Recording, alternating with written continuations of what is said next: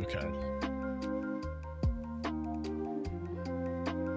I love technology. I love technology so much.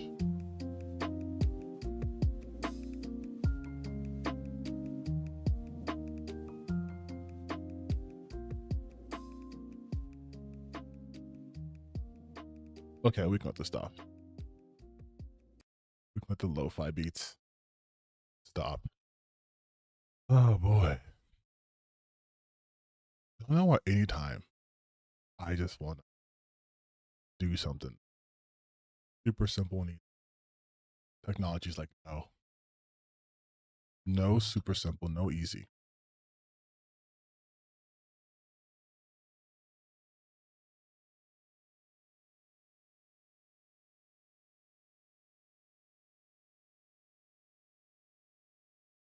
Like, technically, I'm not. Do I know about Jerry Lawson? No, I don't know who Jerry Lawson. I was gonna say it seems kind of this. I don't know why, and I don't know how. There's been a singular fly just buzzing around every time I've streamed. Even yes, we are back. We are back.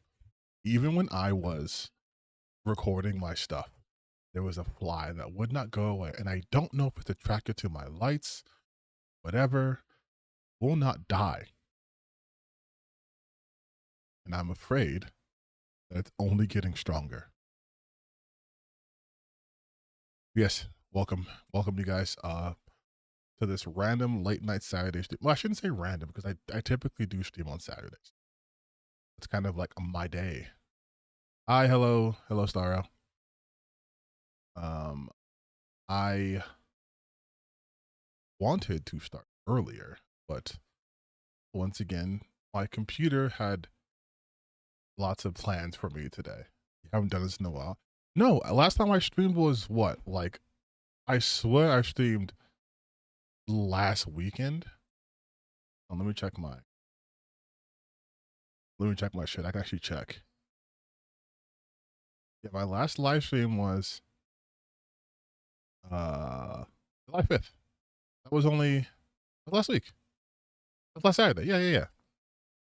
Remember we did Orc City and I streamed for like 5 hours and people started giving me money, which was weird. But this is the portion. This is the portion of the stream where I talk about things that don't matter, and then later on I talk about even more things that don't matter, but in a much more reactionary type of way, right? So first and foremost, I would like to say thank you guys for these last couple of videos I put out. Doing fairly well for me. So good job on you guys absolutely crushing that. Um, especially the Rev Nux Taku video. We're sitting at 19,533 with over 1,500 likes, which is not common for me considering that most other stuff I talk about, people don't really engage with to that degree or even like. So it's nice seeing that people are starting to engage more. We love that over here. We love the growth.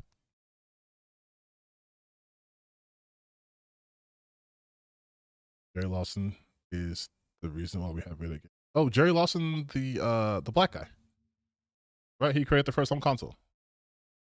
Not Jerry Lawson? Yeah, I know who he is.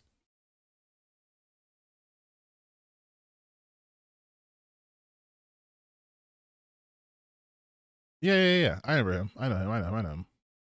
He passed away like a while ago, but yeah, he's always have home consoles. He's the guy who did the cartridges. He did cartridges.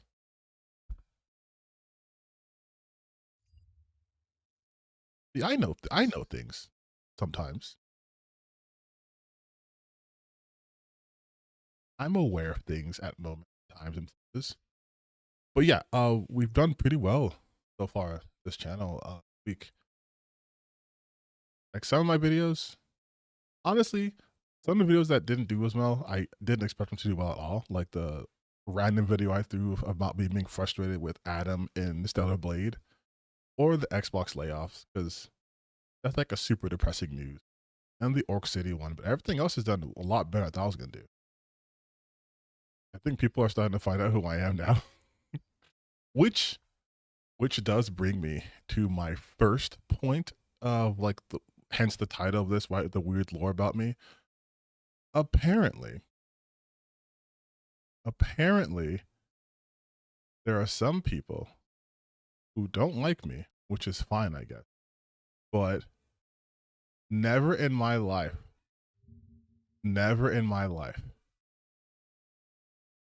would I have ever expected someone to call me demonic. Oh, sorry, satanic. Satanic racist. I didn't expect. I didn't expect to be called that at all. Yeah, here. I hate how on desktop it crops it out so terribly, but right here it says like, hi, Mr. Person, can you expose two woke YouTubers who are satanic and racist, Emma Thorne videos and at TTBN Gaming, which is me. We are satanic. We are racist, apparently. mind you, this is the video, this is the post. Like, it's on a Stellar Blade, like, picture. Like, it's weird. Like, it's on a Stellar Blade, like, fan art post. And I was tagged in this because he tagged me. And I'm like, what? This has nothing to do with anything. Like, literally, this guy's talking about he had to do like a peel or something for Eve. And then I'm like, oh, what does this have to do with me? I was like, what does this have to do with me? Oh wait, Emma Thorne gets called satanic all the time. Oh, okay. It's just super funny to me because I'm like, I don't know like what I have done in the last, I don't know, year or two that would label me as satanic. I understand that people call me racist because people are dumb and they think me talking about issues makes me that person. But satanic, that's crazy. That's crazy. That's almost as crazy as this other one, though. Where is this other one? It is. Hold on. Let me go to my community post.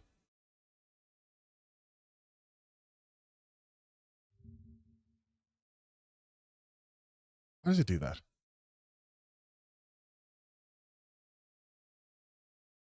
This one. Well, why did it show up twice? That's weird. I'm gonna delete this. But not this one. Not this one. Why is everything showing up twice today? So weird.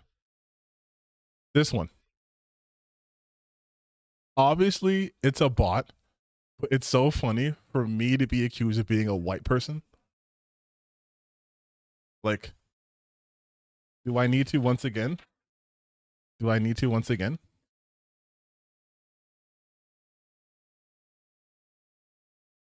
Is this getting through? Are we seeing it? And yet, and yet, I'm getting a bot reply. I do gotta bat an eye on you lumping all Americans together as spoiled. You should remember you are a white guy, and that protects from a lot of stuff that black people experience, which makes it significantly harder for us to be spoiled. We have it good in comparison to Palestinians, no doubt about that. But whites are still wanting to do their own injustices to all the minorities in the states, meaning it's mostly white people with the spoiling, while other groups are getting deported or systematically, I just said systemically, but it should be systematically oppressed majority wise. I don't know. It just doesn't sit right with me, you being so absolute in that regard. I don't even remember what this was in reply to.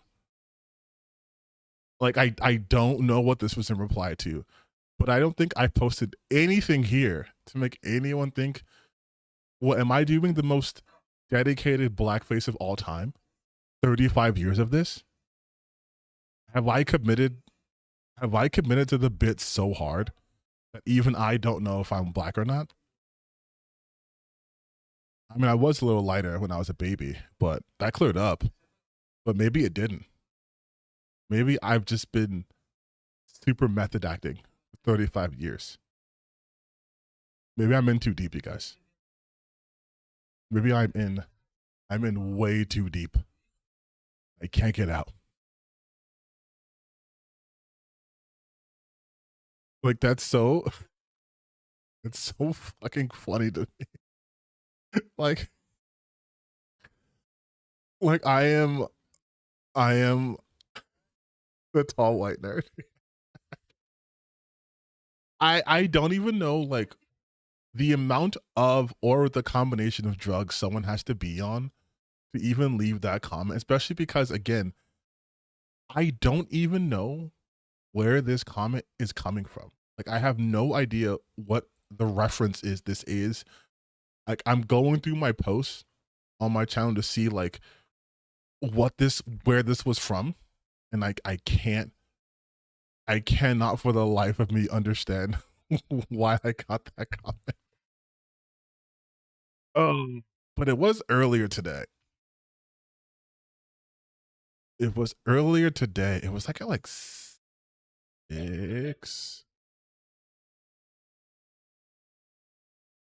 I'm trying to find out, but I don't know. I do not know, but it's so funny. Ugh. You guys, I think I'm starting to.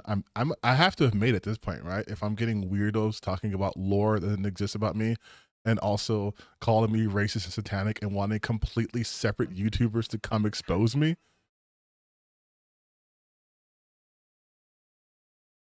I don't even know. I don't even know like where. Oh, and also, I'm a shill. I can tell you guys this too. There's a lot happening this week. One of my comments on my Ghost of Yote video. You're a willfully ignorant shill, and someone's like, he is. I'm like, shilling for a game doesn't exist yet. You're very technical guys. Let me understand you as best as I can. Are you saying that you can't be a shill for a game that hasn't come out yet? Also, game does exist. We have gameplay. Game hasn't released.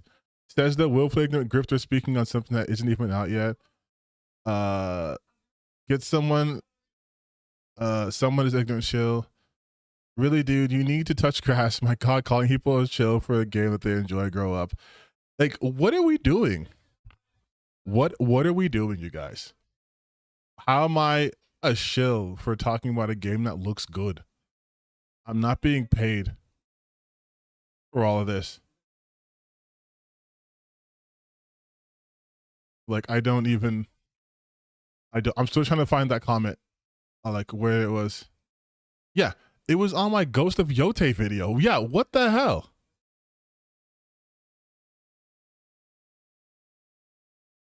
Oh, wait, he followed up. I'm as confused as you. I remember this comment to be on a Hassan Piker video covering ContraPoint's controversy. I don't know how did I, you know what?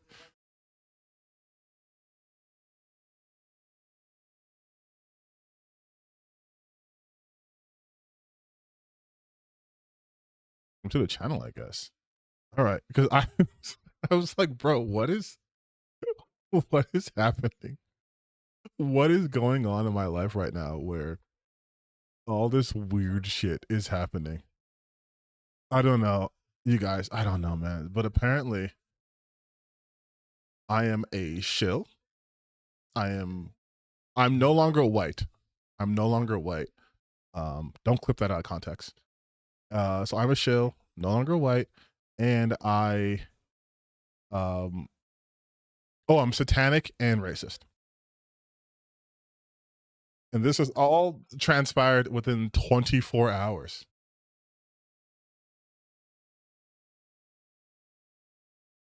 Yeah, welcome.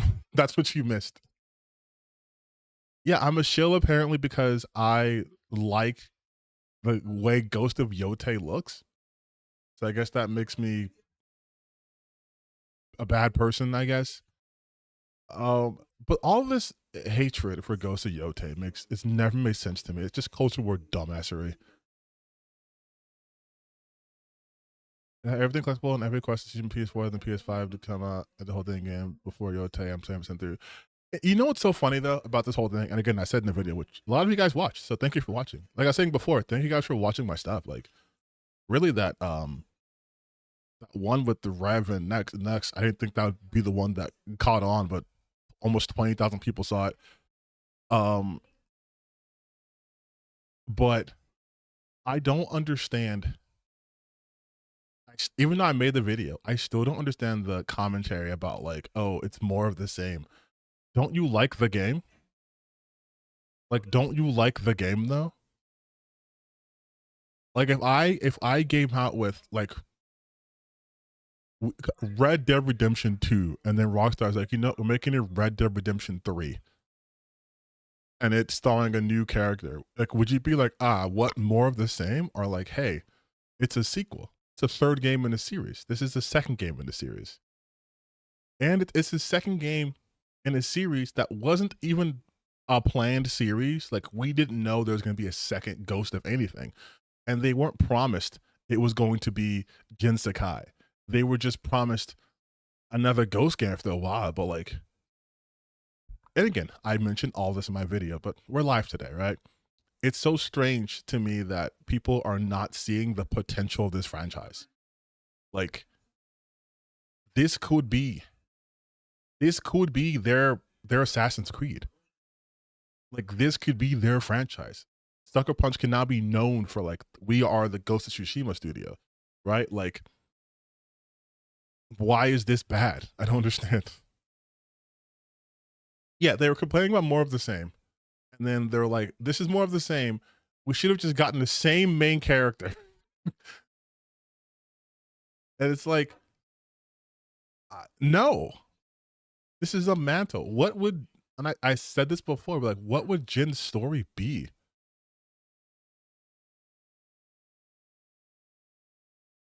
Wait, the guy that said like I comment on Hassan's video. A few days ago, I posted a comment on the video a YouTuber created, but when I checked after it got likes, it turns out well, it was on a different channel.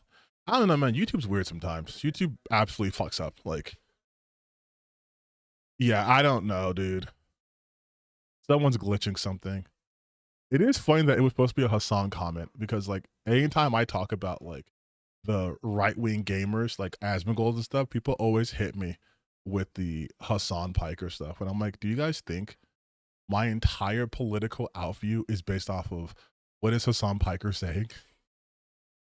Like, don't get me wrong, I do watch Hassan, but like, I also am a human being capable of thought and living in this country, experiencing what millions of people are experiencing and seeing how it's bullshit. Like, I don't need someone to be like, this is why capitalism is bad. I'm seeing it. Mexico's in the mainlands, maybe. Yeah, but like, it is. Hassan is a grifter. He's the least successful grifter I've seen. But whatever, I'm not talking about Hassan. The only way I can see them doing a direct sequel in the mainlands, maybe Ishigo Katsuya, but definitely not with Jin. But yeah, the whole thing is they still want Jin Sakai, and I'm like, I'm sorry, when did Jin Sakai become this like god tier, irreplaceable character? His story was fine. I personally don't think Jin was like that memorable, but a lot of people do, and that's fine. But like, let it rest then. Like, game's taking place like 300 years later. What, you want him to be immortal? Like,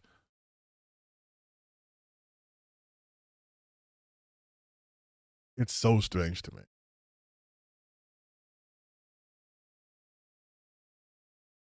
Like, I don't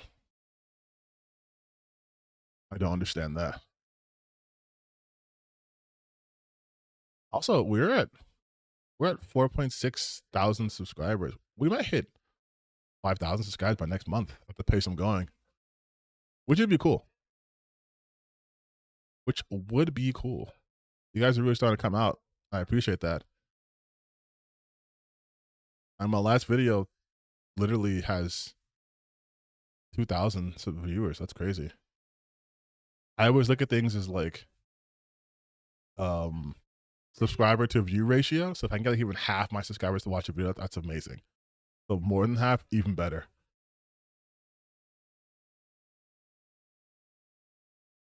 Although what's funny to me, am I gonna celebrate? I don't know. I always feel like I shouldn't. Like I should celebrate things more, even if it's like small, because for me it's an achievement.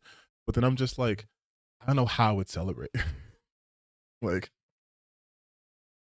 I probably should. I haven't celebrated any of them. Like, not even a little bit. Just a small acknowledgement. Okay, people are starting to like what I'm doing. But you guys aren't gonna like what I'm doing today because we have two videos we're gonna react to from our favorites. You can guess what I mean by our favorites. One video from someone who's brand new to this. And then we'll watch a video that's actually like not going to make you want to annihilate yourself. Gooner shirt giveaway? Maybe I'll do a giveaway at 5,000 subscribers. Like, hey, leave a comment on a video. Tell them which video you saw first of mine, and I will give someone a shirt. It's just gonna be a white shirt where it just says, I'm gonna just write Gooner on it. They try to cancel the new Superman movie. Yeah, I know. I'm gonna watch it tomorrow. I was gonna. So one of the videos I was gonna react to today would have been stupid to do so. Was the Ben Shapiro review of Superman, but I'm watching it tomorrow, and I will make that an upload. I will make that an upload. Also, I need to start coming up with content from my TTBN Talks channel that's separate from the gaming politics stuff. It's probably still going to involve politics because I kind of what I talk about, but maybe, you know, I'll probably upload the Ben Shapiro reaction and countering him to that channel. It's my second channel. That's right. I have a second channel, a secret channel. I have a secondary channel. Give me 1 second. I need to fill up back my water, and then we're gonna get into some stuff. Okay. I feel like I've been vamping long enough, so give me like literally like give me 20 seconds. Somebody time it.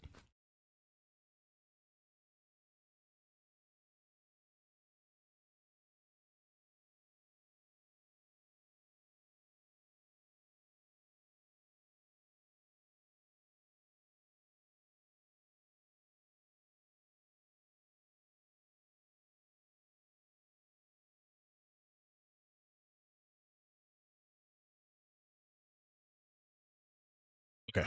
That was definitely less than 20 seconds. That was definitely less than 20 seconds. That was definitely less than 20 seconds. Definitely less than 20 seconds.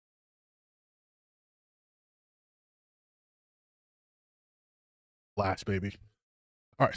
So let's get to some stuff. First things I want to talk about. Well, not talk about. First thing we're going to do, we've been doing this in a while, you guys. We're going to play some Game Dell, okay? Because we still have to get our gamer brains going. We can't just talk about video games. We have to show people we actually care about games. So here we go. All right. We're going to do each one. The characters is beta. That's new. So we'll do guess the game by its cover. I can't. What the fuck? Bro. This looks like. I'm going to say Professor Clayton. It's not that, but Professor Layton. Oh, this is Date Everything. This is Date Everything. I think I got it in one.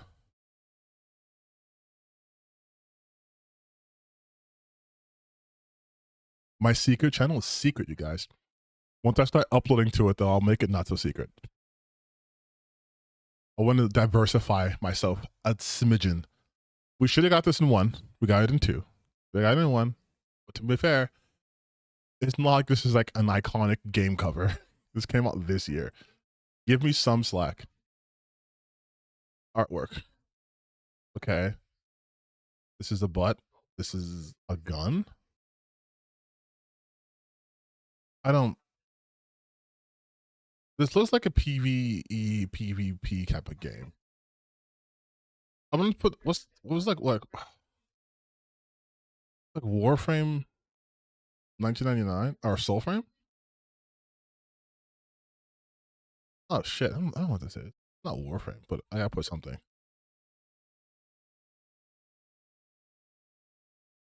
What the? What is this? Is this a perfect dark? Perfect Zero? Bro, what? Halo 5? This doesn't even look like it's fucking this generation. This looks like the canceled StarCraft Ghost. Okay, so this insignia should mean something to me, but it doesn't. Splitgate? No, no way.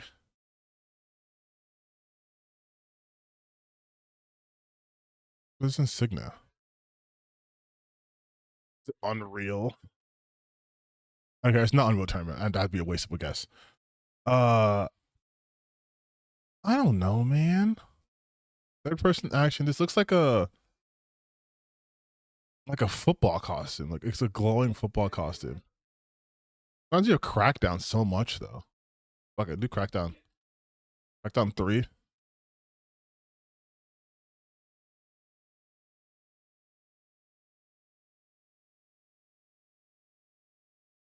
Wait, is this Unreal Tournament?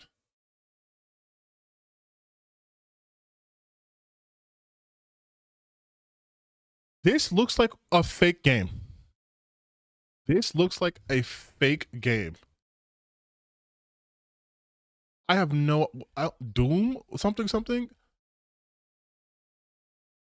Like she's shooting something else here.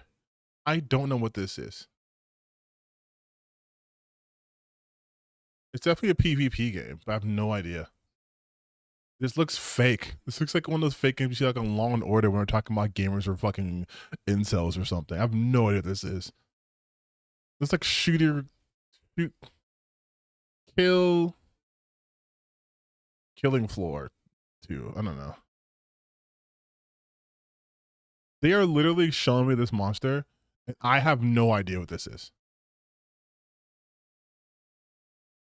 I have Bullet, Bullet, Bullet Storm, whatever. Quake Champions. This is Quake. This looks awful. Yeah, I said it. Also, I'm not a Quake player. I've never played Quake for my life. This looks fake. Oh, try to guess the video game character in less than 6 attempts. Every day, new character shown. Red characters incorrect. Green, the characters from the same franchise. Oh, so it's zoomed in. Is this T-Hawk from Street Fighter?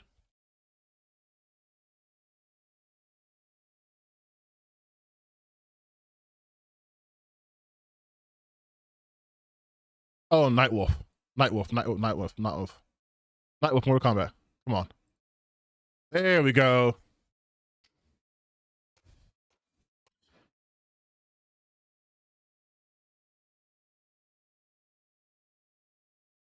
That's how you do it. That's how you do it. You just guess the Native American character in video games. You're guaranteed to get this one right. If it wasn't this, I was gonna do what's his face from Prey. Like, there's only 3 options.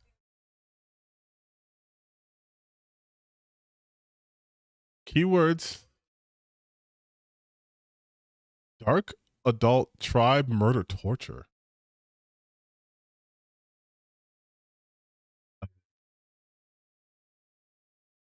That could be Alan Wake 2.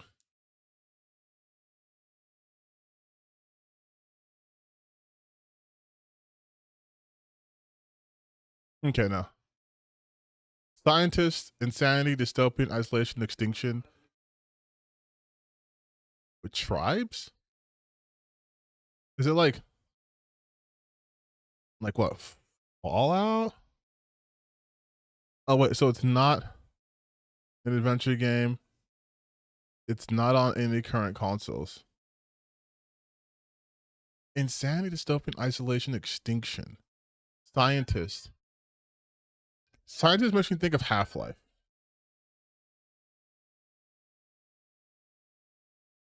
Supercomputer, post-apocalyptic god complex. Is it Portal?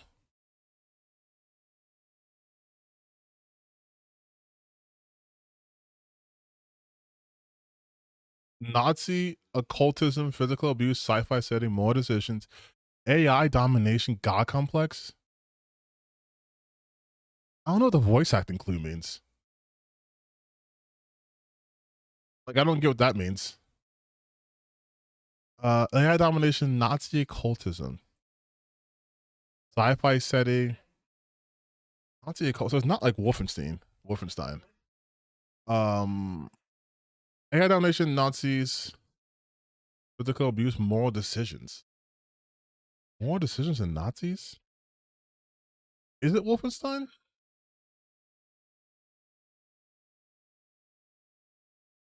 No. Censored version, multiple endings, decorative title, psychological horror, human experimentation.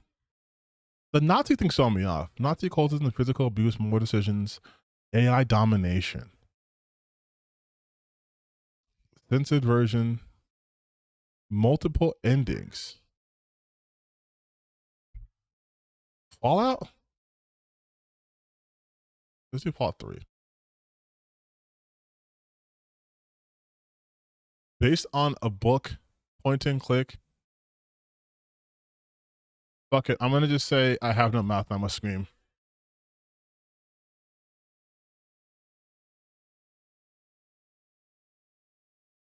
Let's go. For some reason, this has been like in my zeitgeist for the last couple of weeks. Like, I watched a video from this one YouTuber. He was talking about this as a reference to one of Critical Drinkers videos. Hell yeah.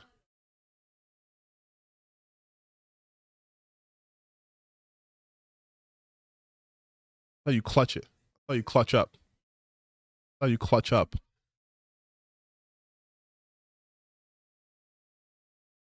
Oh, this one sucks. Yellow, more on clues. So I kind of just guess here. Okay. Why don't we guess? I think Alan Wake 2 is what's a good one to guess.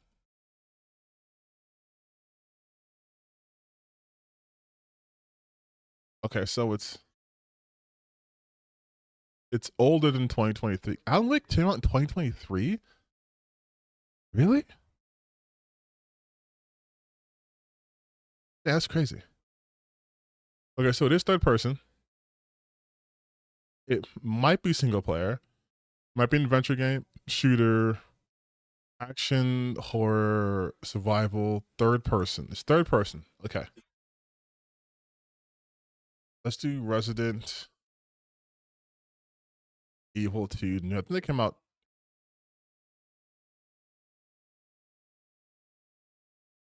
Okay, not a clue. This is any help. The game that came out 2022. That is third person.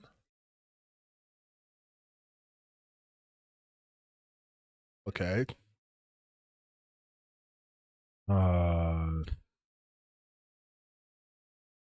Third person.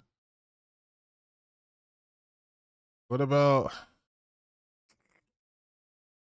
Let's do Ghost of Tsushima. That came out in 2020. Okay, so older than 2020. It is a multiplayer game. It is third person. Those are all the hints I have. In-house engine. What about Death Stranding?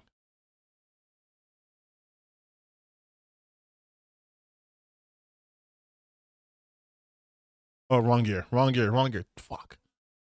Multiplayer game. It's multiplayer and single player. Oh, so it couldn't be Death Stranding.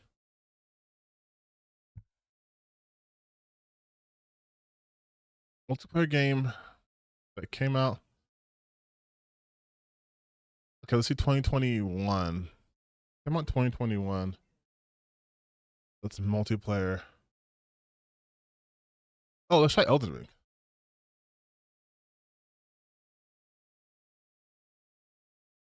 Okay. So it came out in 2022. It is third person. So open world. So it's been definitely an action game. An action. A Switch game. Because a Switch game. Oh, you know what? Probably a Switch game. Okay. The multiplayer. This is a multiplayer action Switch game. So like, is it fucking Zelda? Is it Breath of the Wild?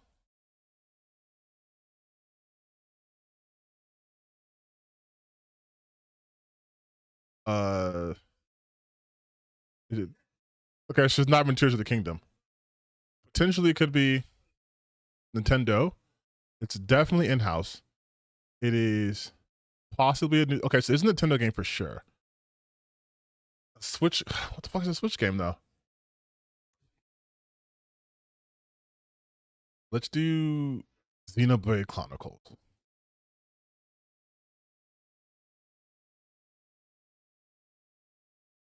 Okay, so it is Nintendo Switch. Okay, so it's a Nintendo Switch game that came out in 2022. That's in house and third person. Splatoon, you think?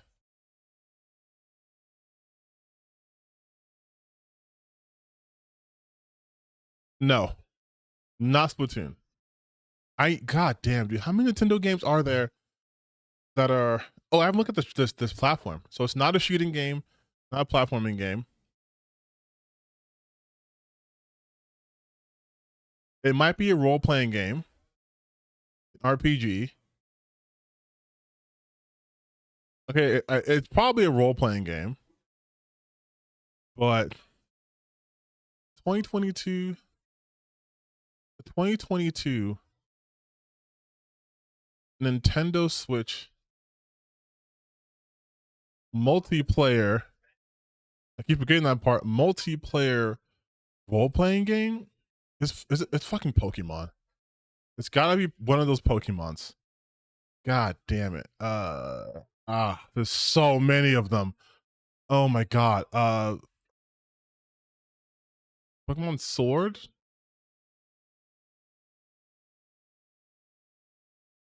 It is Pokemon. What Pokemon game came out in 2022? I'm not a Pokemon person.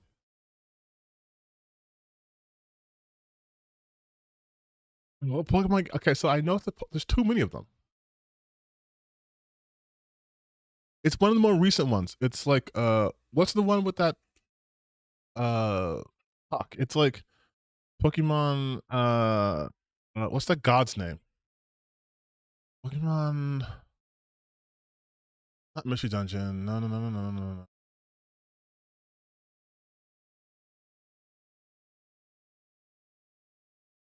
Only like fucking time travel? Is it Arceus?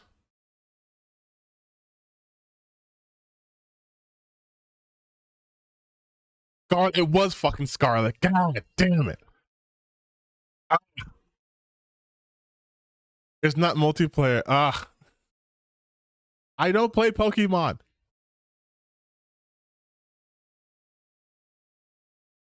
The second it was Nintendo, I should just guess Pokemon. That's my fault. We did absolutely horrendous this run. We got the classic one. We didn't get the artwork. We didn't get the no, we got the character. We didn't get the key. Oh, we got the keywords. Oh no. So we just missed two. We were 2 for 5. 3 for 5. I'll take that. I'll take 3 for 5. I'll take 3 for 5. Okay.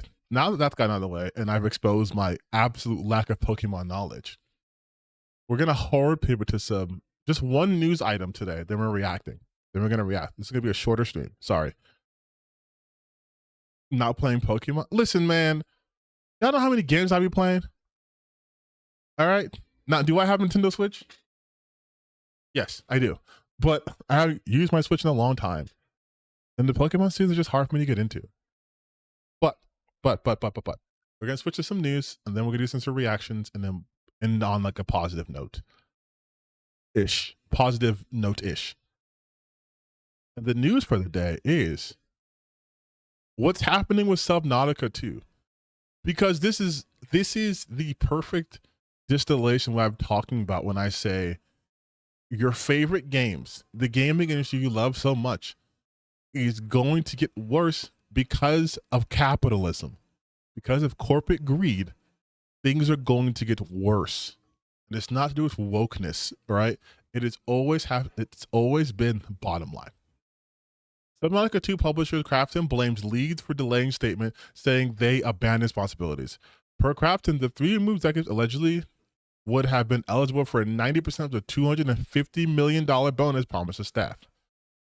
The ongoing drama around Subnautica's 2 delay and its team upheavals continues, with the company Krafton issuing a lengthy public statement today, accusing the studio's leaders of having abandoned responsibilities on the game, alleging they focus on personal projects rather than fulfilling their contracted roles, and suggesting the game's delay is their fault.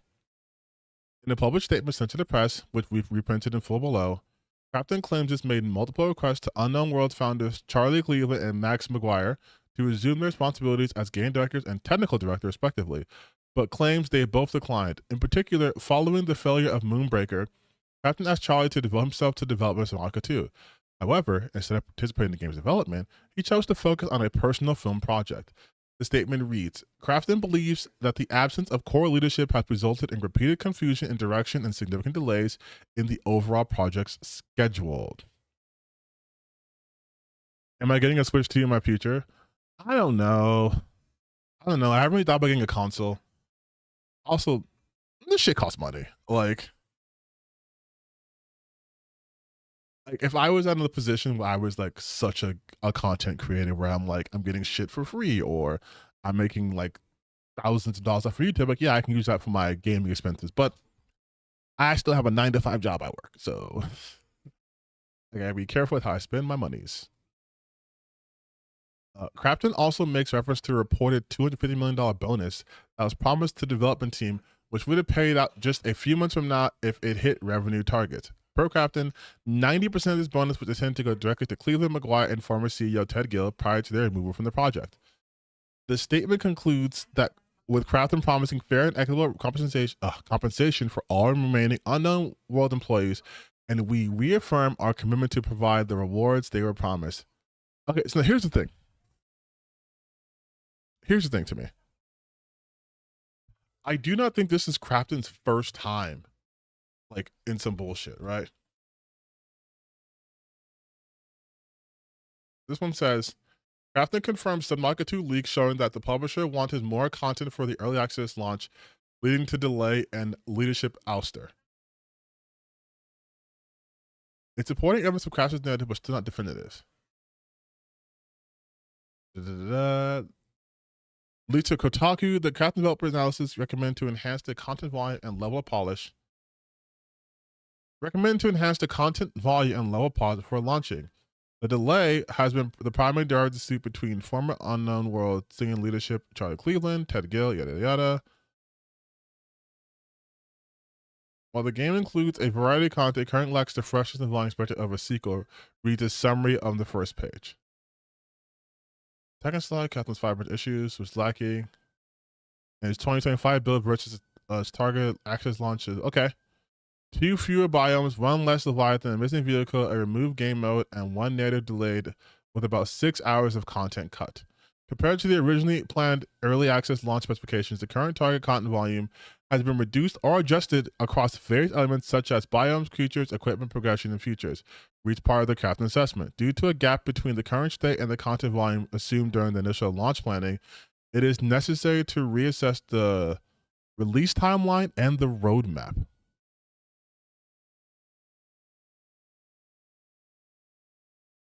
And so then, okay, so this sort of corroborates what they said here, right?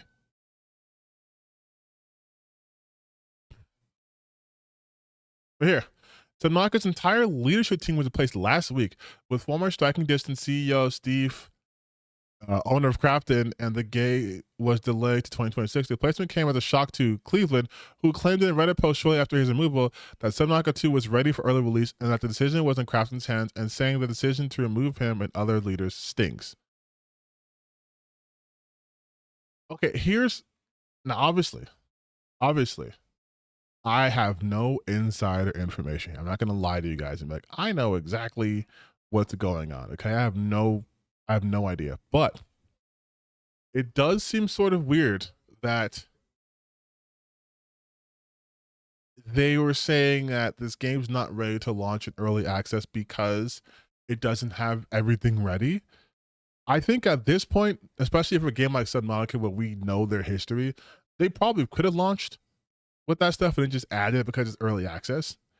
But the real confusing part to me here is getting rid of all of leadership. Because if you were like, hey, we're going to delay the game's release, then were they also going to also like delay the payouts? Like, hey, since we're releasing game 2026 or later than 2025, you're still going to get paid your money just like later on? Or was it like a no, this contract only specified that if it released within this window, you get the money, so now you won't get it? I think that's probably the point of contention, because they are getting sued, by the way.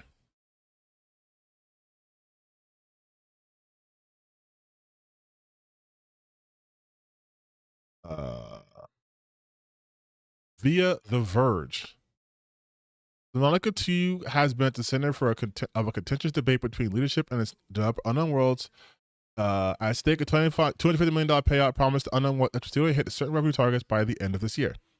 But a company shakeup and subsequent delay of Subnautica 2 has rocked the studio and potentially imperiled the promised payout. And now one of Unknown World's fired founders says they're suing. It's already read. It got delayed 2026. According to the announcement, Subnautica 2 was in good shape, but close testing revealed some insight that there are a few areas where we needed to improve for launching the first version of Subnautica 2 to the world. Same day, Jason Schreier reported this delay was against the wishes of Unknown World's former leadership, and there were serious financial implications for this delay. According to Schreier's report, in 2021, it promised a $250 million bonus to the studio if it hit revenue targets by the end of 2025. Threads reporting also indicated that the bonus was planned to be shared among Steel's roughly 100 employees, with some being promised bonuses in the 7 figures. With the delay, those revenue targets cannot be hit, and those bonuses not paid out. In a statement to Bloomberg, Crafton said the delay was only to improve Subnauca's quality, and it's possible to envision a situation where Crafton delayed the game in order to get out of paying out of the bonus, which wouldn't be surprising because, again, capitalism. However, Crafton issued a new statement that seemingly throws cold water over its reputation, saying that Crafton had allocated approximately 90% of the up to $250 million earnout compensation to the 3 former executives, with the expectation that the executives would demonstrate leadership and active involvement in development of Subnautica 2. The statement then accuses the ousted leadership of essentially abandoning development on the game while affirming fair and equitable compensation for... Okay, so we read this part. And this is just their legal shit. You have to read it yourself. This is just so messy.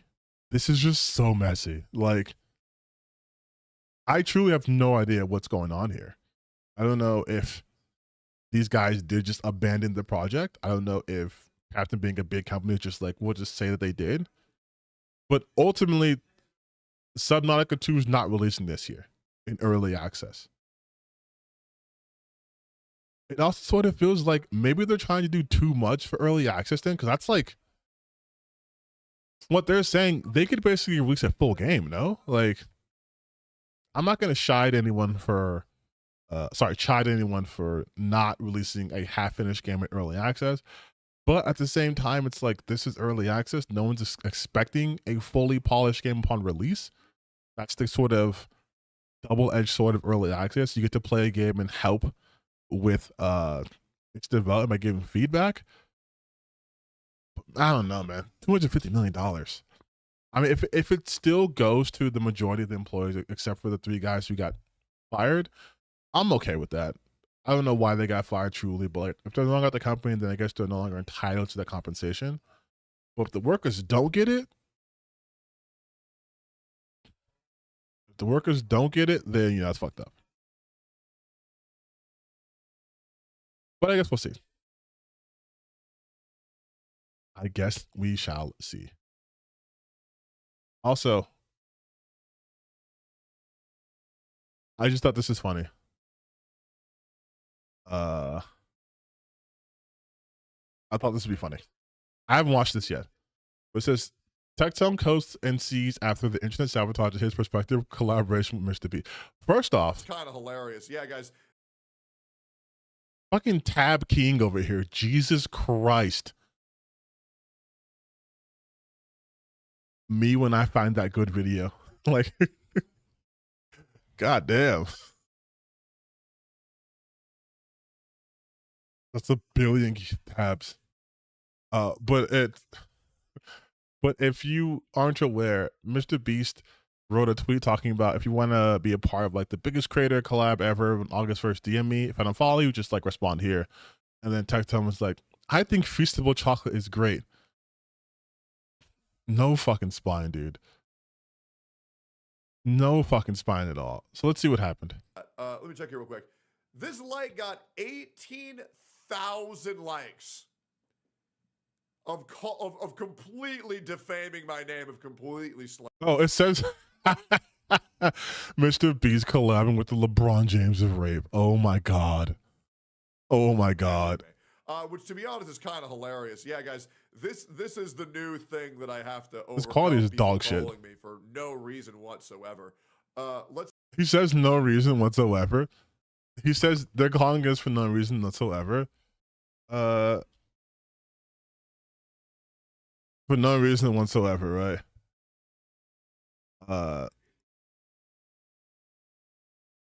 7 months ago. As many of you are aware by now, Pikachu, my ex-girlfriend, has accused me of a number of things that I can't look unaddressed. I have been accused of sexual assault, prostitution, and severe emotional abuse, among other things. He says that for no reason. He then threatened to call his dad on somebody. His dad is a legitimate rapist, or sexual offender, or whatever you want to call it. Tectone threatens to call his dad on streamer after she mentions his ex-girlfriend's abuse allegations. His father was convicted of 14 counts of sexual harassment and assault by the military. The Sexual Assault Training Oversight Protection Act was created because his dad was prolific in this. And so then he wrote, oh, Naira. Naira's always getting so much shit. I had a surreal conversation with another streamer this morning. Really eye-opening for me. If you haven't seen tweets and clips circulating online about me, you're 100% justified to think I'm a monster. I only read your ex's documenting you. That was enough to think you're a monster. Don't make me call my dad. So, and now this is the guy going, for some reason, I'm dealing with people thinking I'm a rapist. Couldn't tell you why. Let's look at the comments. Let's look at his follow-ups, which is, he deleted the reply. Yeah, he did. Another one is, I knew this would be a banger. Probably more like the Brony of rape. He just trying to be like his dad. I was going to say Brony, but it's funnier to just say LeBron. Yeah, so this guy knows it's not true. He intentionally slandered me. And yeah, Mr. Beast did delete his reply. And a lot of people want me to be upset at Mr. Beast for deleting his reply. No, I don't care at all. Yeah, I think it's absolutely fine. I don't really know Mr. Beast. We played one game of chess back.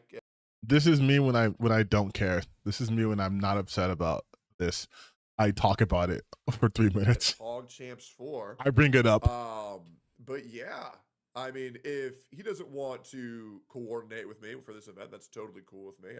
I never blame anybody for not wanting to do stuff with me, especially if I don't know them in a person. Wait.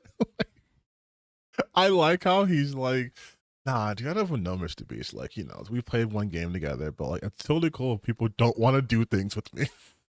I've never upset when people don't want to do things with me. When I can interrogate why people wouldn't want to do things with you. And also, I don't know, man. You don't know this person, and here you are, fucking groveling, saying, I think Feastables cheats. I think Feastable Chocolates is great. Jimmy Beast hit me up. But I'm not mad because I don't know Mr. Beast. Mr. Beast, no, I think it's absolutely completely fair that he deleted his reply. I honestly think it's probably a good idea. I was never expecting a reply to begin with. Does this mean I'm... This is getting uninvited to a party. This is getting uninvited to a party and just going, it's okay. I didn't even think I was going to get invited first, but I didn't want to even go, actually. Like, I don't even like parties. Where they even invited me? Like, they invited me. I wasn't even going to go if they asked me to. Like, what? I'm going to be angry at him? No. And to be honest, I'm still going to help out with Team Water in any way that I possibly can. I'm not going to be, like, I'll just still help. There's also a thing that's like this massive thing where a bunch of creators are going to like meet up and do an event together. It's not even like that. It's just a bunch of creators doing different videos and then posting them all at the same time to just kind of get into trending, and Mr. Beast's going to promote those videos. I don't really need promotion to do a good deed. Then why were you asking to be in his thing? Like, this is just admit you're upset about this. I don't know why we're pretending we're not upset about this. Just admit you're mad about this. It's fine to be mad about shit. This was an opportunity for you, and they got fucked up. You can be mad about that. I'll just do it anyways. I don't really care. I don't really need the extra clout for just doing what I think is best for the world. But okay. I do really think it is very comical where we've gotten to the point, even more so, like we've been dealing with this for 6.5 years, where you can just go on social media, lie, attempt to defame me. Well, actually, not even attempt. Defame me and slander me and get hundreds of thousands of views and likes. It's actually a very cool cheat code. Yeah, dude. It really is that simple. You say Tectone bad on the internet. I have a theory. Hold on. 1 second. If I go to Tectone's channel right now,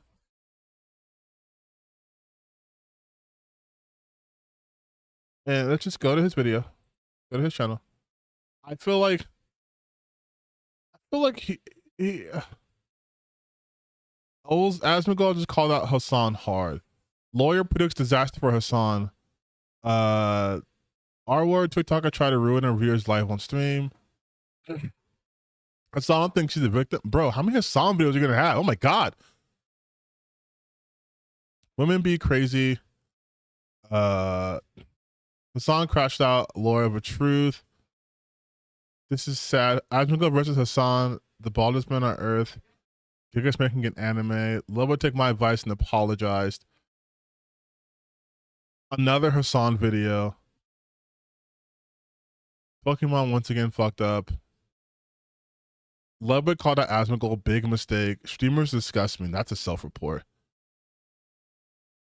I don't know, man. It seems like you're kind of just saying stuff about like Hassan and people.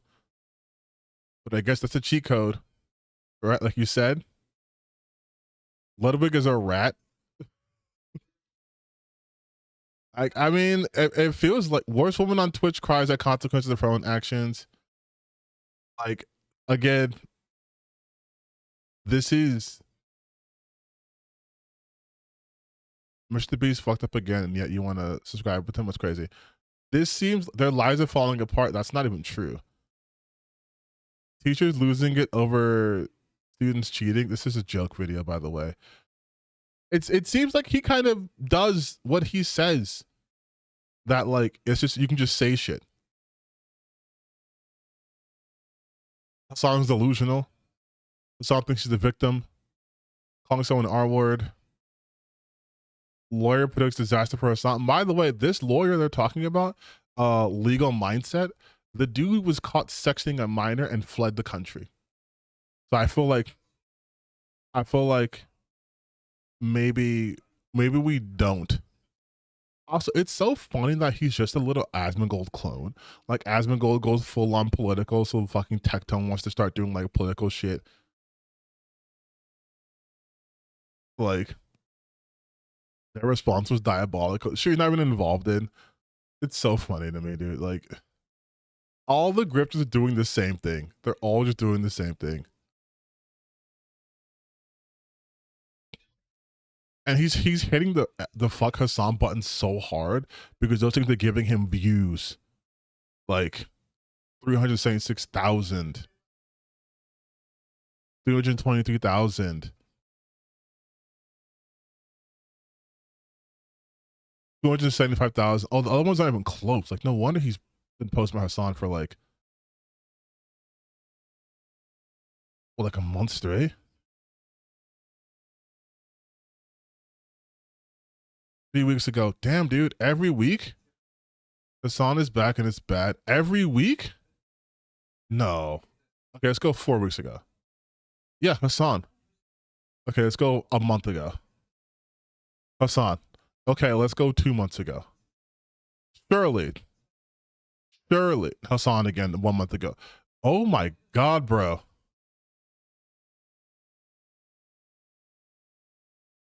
Bro. Oh my, okay, yeah. Anyways, we're not doing a whole video on Tectone. It's just funny to me. It's just funny to me that he's like, it's a cheat code. Internet? Oh, man. Banger tweet. It's really that crazy, huh? There's a potential legal damage caused by lies about you. Oh, I'm very aware, guys. Don't worry. Don't worry. I'm very aware. And you know what's crazy? All of this shit of them defaming me, of saying to stay away from Mr. Beast, these are the same people that were calling Mr. Beast a piece of shit months ago. Yep. Yeah, you were one of them. No? Did you not have a Mr. Beast fucked up video? Was that not? You guys may know this. I like to be the reality check on what happens with Mr. Beast. Now, surprise, surprise, guys. Mr. Beast isn't liked on Twitter. Egad. My God, that must mean he's a terrible guy. No. What Twitter does is it'll take any popular opinion. So, mind you, he said that he doesn't know Mr. Beast.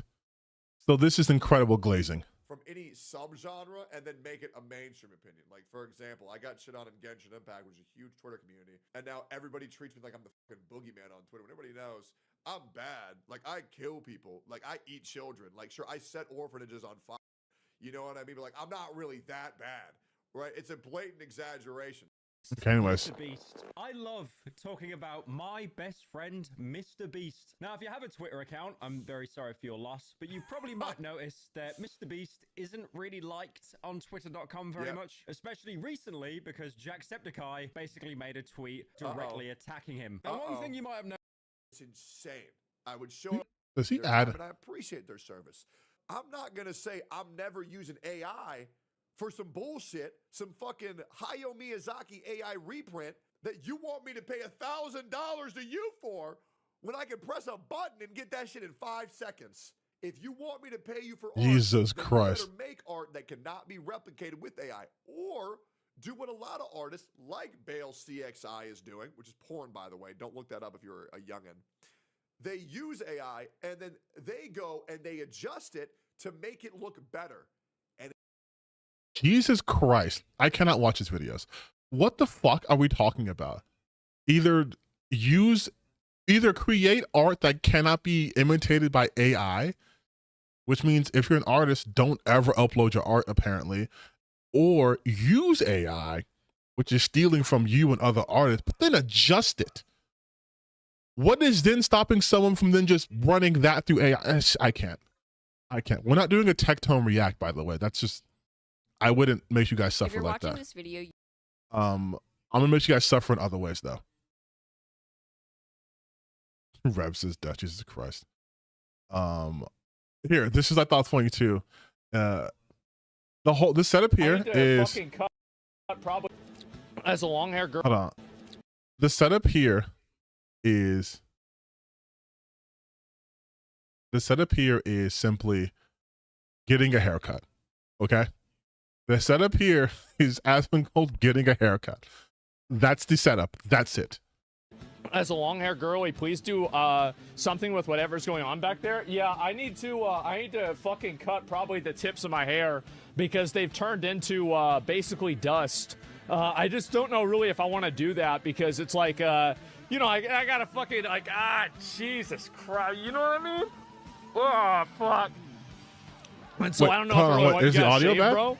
I don't really want to go. I don't want to be shaved at all. I want to shave my head at all. And you've been stressed lately. Have you thought about possibly moving to Florida with your dad? I don't want to. I don't want to. Look at this reaction. My home is here. I live here, and I told him I'd go out there with him sometimes. But the reality is that you know I've made my whole life here, and that's where I am. And so that's it. And so, yeah, I don't know what to say. Get some Viking braids? Yeah, maybe, right?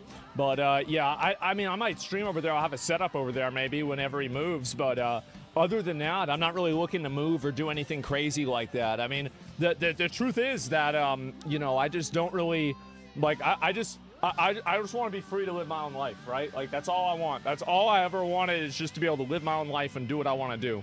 And that's my focus. Not about anything or anybody or any other stuff. Just me living the way that I want to live, doing what I want to do, right? That's all I've cared about my whole life. And that's it. And so, yeah, Twitch always has ideas for you. A lot of people have ideas for you, right? A lot of people have ideas. And so, yeah, anyway, that's really it. And question, we all grow old and move on. You ever see yourself stopping? How many more years of streaming?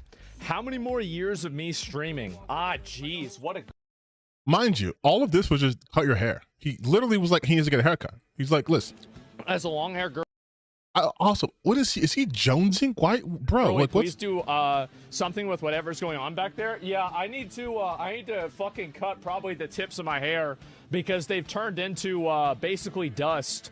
Ew, I just didn't even don't hear know that really part. if I want to do that because it's like, you know, I gotta fucking like, Jesus Christ, you know what I mean? Oh. The thing he has to do that he's freaking out over is leave his house. He has to leave his house. That's what he has to do. He has to leave his house. The thought of leaving his home. The thought of leaving his home has created such a sense of panic inside of him that he just blue screens. Like, has almost a panic attack. Just the idea of leaving his house. And then when they say you're gonna visit your dad, well, you know, I just want to live my. Honestly, at least he's honest. He's just selfish, right? But he's so selfish that he even doesn't care about himself in a way. Like, he's too selfish to do things for his benefit. He won't get his hair cut. He's saying it's turning to dust, but he won't go outside. Forget going to Florida because that's scary. He won't go outside. He's panicking from leaving his home because the sun is out there. And people can perceive him. He can't control he has power inside of his home in his room. The second he steps out, Nothing. My God. He could even have someone come to his home and cut his hair for him. Like, maybe they go just on the porch or something, but like the fact that he's freaking out over the potential of getting a haircut is insane to me. Is actually insane to me. And this I thought was just super funny. This I just thought was super funny. I don't think I'll get in trouble for this because I'm black.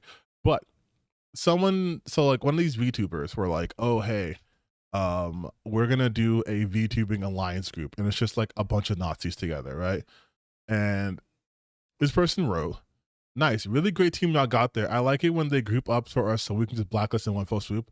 When you aren't liked by normal people, so you have to act like a dumb piece of shit on the internet to garner the attention and validation from racists. And then you have stuff like this. She had to whip the slave. He did not want to pick cotton. Bye. And then like, you know, it's so weird to me that they try to be these tough, edgy people. Then just say the word. Like, just say the word. Why are you trying to be like, bye, and then with the PA? Just say it. You're tough people, just say it. You're a Nazi VTuber, just say it. And the best part is one of them tried to say it. And I don't think I can get in trouble for this, but Twitch, don't clap, YouTube, China? Don't clap me for this.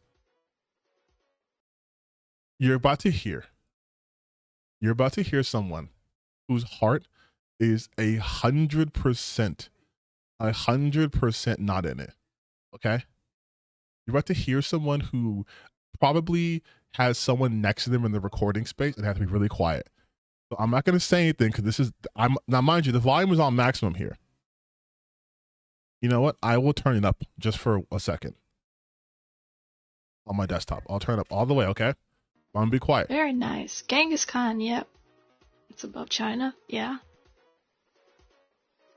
Holy crap, these are the Negroes I've seen out here.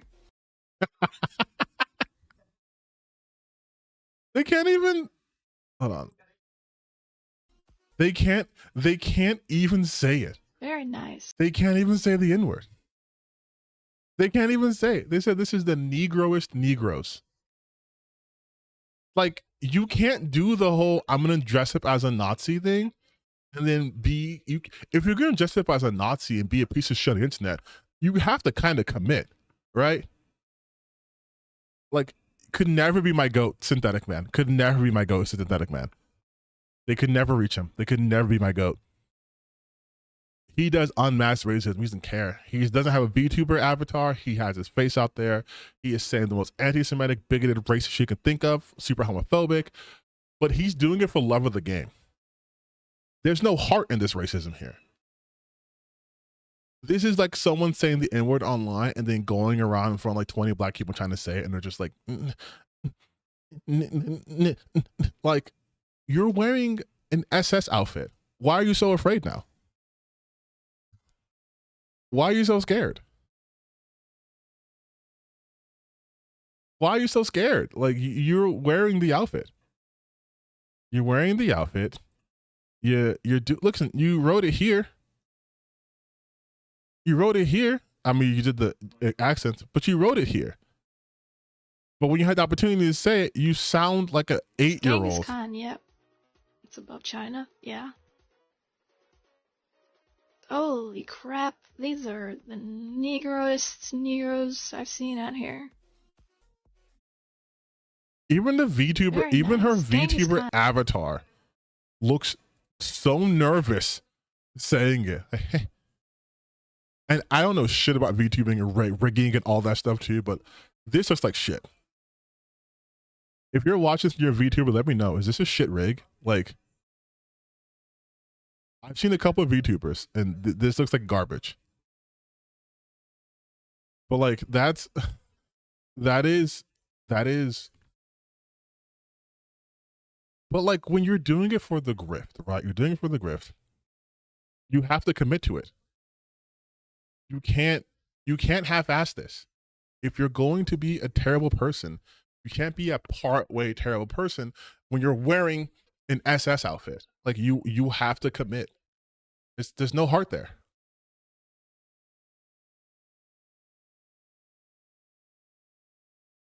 But now this is the part of the stream that you guys are going to be a little upset at me with, but it's what I do. Okay. You guys know that. You guys have followed me. You know, this is what we do. We like to share in pain in this house. And so I found a couple of videos that we are going to react to. When I say we, I mean me, and then you guys just hitting your heads against whatever object is nearby. So, keeping the VTuber train going, crushing we are going to watch this person who I've never seen before, but they showed up a lot in my research for my modern audience video. Uh-oh. No, it's fine. It's fine. It's fine. Why are you saying uh-oh?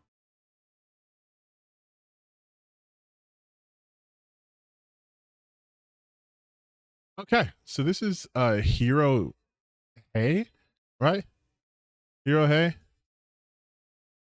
Sure. This is from 9 days ago. The modern audience in gaming just got destroyed. Dude just got destroyed.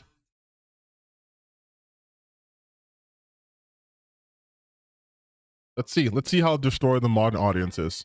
Crushing defeat for the corrupt AAA industry and the modern audience that has been infecting it. Check it out. Kelsky says, what a terrible day for gaming. Nah, not really.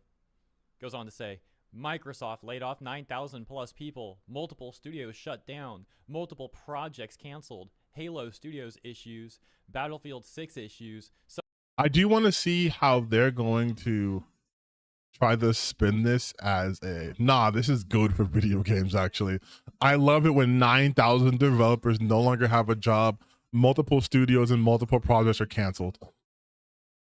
That's sick. That's because something wokeness, something DEI, right? Subnautica 2 issues. The AAA industry bloated bubble is bursting. Yeah, that's good news actually for gamers and for people who genuinely like the industry, not so much for those disingenuous people who got involved, and for the corrupt executives, etc., etc. This image has become a complete joke, man. And as you might expect, the comments are largely saying similar sentiment to what I just mentioned. For example, comments are cooking. This is a good thing. The gaming industry needs a 90% culling to get back to small teams. What? The gaming industry needs a 90% culling to get back to small teams, big ideas, and great stories not tied to modern politics. You guys are so fucking stupid. It hurts. Like, they're so stupid. I don't even understand this whole thought process of the people who make video games actually don't want to be in that industry. They don't like playing it. They don't actually play games. Do you understand that the gaming industry has not one of, but the worst consumer base? Okay, there is no one worse than gamers as a consumer base, because there is no one more entitled than gamers. Gamers want access to everybody and everything, including the fucking environmental artists on Twitter, so they can yell at them because they couldn't log into their game because of server issues. The most entitled consumer base out there, bar none. And these people are still making games. They are still trying to make games in an industry where they can have a successful game like Hi-Fi Rush and have an entire studio get shut down. They can be profitable and still get shut down, still get let go. And people are still trying to enter into this arena, knowing full well it's a constant bloodbath. And you're like, well, these people don't want to play games. They need to get back to small teams, big ideas, and great stories, and not tied to modern politics. That makes zero sense. Small teams, but big ideas. How is that going to work? That costs money. And also, big ideas is so vague. Not tied to modern politics. The games you play are political, you absolute morons. Maybe if they start experimenting more and making games that are more than just good looking average ones, things might start to improve. Probably not the only reason, to be fair to some of these studios. Why are we acting as if, like, I don't know, God of War Ragnarok didn't do well? Why are we acting as if Spider-Man 2 wasn't a good game? Alan Wake 2 wasn't a good game. Metaphor Fantasia wasn't a good game. Why are we acting as if these games don't exist? It's like Expedition 33 comes out and suddenly everyone's like, yeah, every single AAA game ever in history has been garbage. They deserve a 90% culling. Like, these people know what we're talking about. Big ideas and great stories, not tied to modern politics. And as you can see, as I'm reading that, it's like got another like there. I didn't see the exact number, but I saw the number move up. Other top comments reading, it's not a bad day for gaming. It's a bad day for gaming companies. Know the difference. That's a bad day for gaming. Who do you think makes the games? Unfortunately, we need to accept that old games aren't coming back. These big companies merely flaunt their old IPs while giving less and less of what gamers want. This outcome is inevitable at this rate. Maybe gamers didn't want a new Perfect Dark. Gamers didn't want Rare making a new Perfect. They didn't want a new Perfect Dark game. Gamers didn't want that. Are you sure? Maybe they now realize DEI and woke isn't good for this. You guys are so dumb. Of course it's blue check marks. Of course it's blue check marks. Of course it's blue check marks. And unfortunately, we need to accept the old games aren't coming back. These big companies merely flaunt the old IP while giving less. Personally, yeah, people are talking about, like, Mario Kart is like, these are AAA games. Zelda, Breath of the Wild, those are AAA games. I don't know what to tell you. So you want no more Zelda games? Experimentation at that scale requires money. You want big ideas, experimentation. You don't get the new Donkey Kong game. You don't get Mario Kart World on a shoestring budget on a small team. You just don't get that. You don't get Super Smash Bros. Or Pokemon on small team shoestring budgets. Those are AAA games. Like, what are we talking about? The Witcher series, that's a AAA game franchise. Cyberpunk, AAA. You don't get these on small teams with smaller budgets. Less and less of what gamers want. This outcome is inevitable at this rate. Another one saying, maybe they now realize DEI and woke is all you for do? business. And then right below that, no, the bubble needs to burst, and there needs to be a return to center. Is this all he as does? Well as, what a glorious day, FAFO. That takes us over to the subreddit for socialist gamers. Yeah, that's actually a thing. And they have this post, rather a repost of this post from R Gaming that says, Microsoft to lay off thousands. Xbox chief says gaming division cuts will remove layers of management. And as you can see, as mentioned, this gets reposted on the Socialist Gamers subreddit, where we can see top comments such as from the OP here, reading, capitalism getting capitalism. Is this what he does? Does he just read, does he just read tweets? He's not even adding, like, any sort of analysis. He just reads the tweets. This is it? There's no way. He has 650,000 subscribers doing this. There's no way. Emphasis is always on profit before creativity and humanity. I find this really funny because these people clearly lack the capabilities to think critically about things, and they lack nuance. Like, there's a lot of reasons why things are the way they are in the gaming industry right now, and you could have a great discussion about what's going on. But instead of that, let's just say capitalism bad, it's all capitalism's fault. Wait, what the fuck? Wait. You were agreeing with people who just said it's because of woke DEI. This outcome is talking about nuance. He says these big companies merely flaunt their old IPs while giving less and less what gamers want. The outcome is never this rate. This is capitalism. This is because of a capitalistic ideology, right? Where they're just giving you old shit, charging you a premium for it, and then not actually providing anything of value, because that gives them more money to popular IP. This is a less nuanced take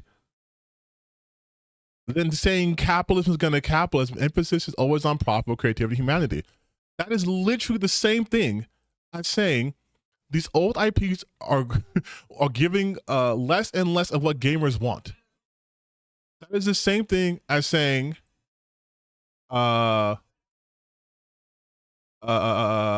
Maybe if they start experimenting more and more, making games that are more than just good looking, average ones, things might start to improve. That's capitalism. What are you talking about?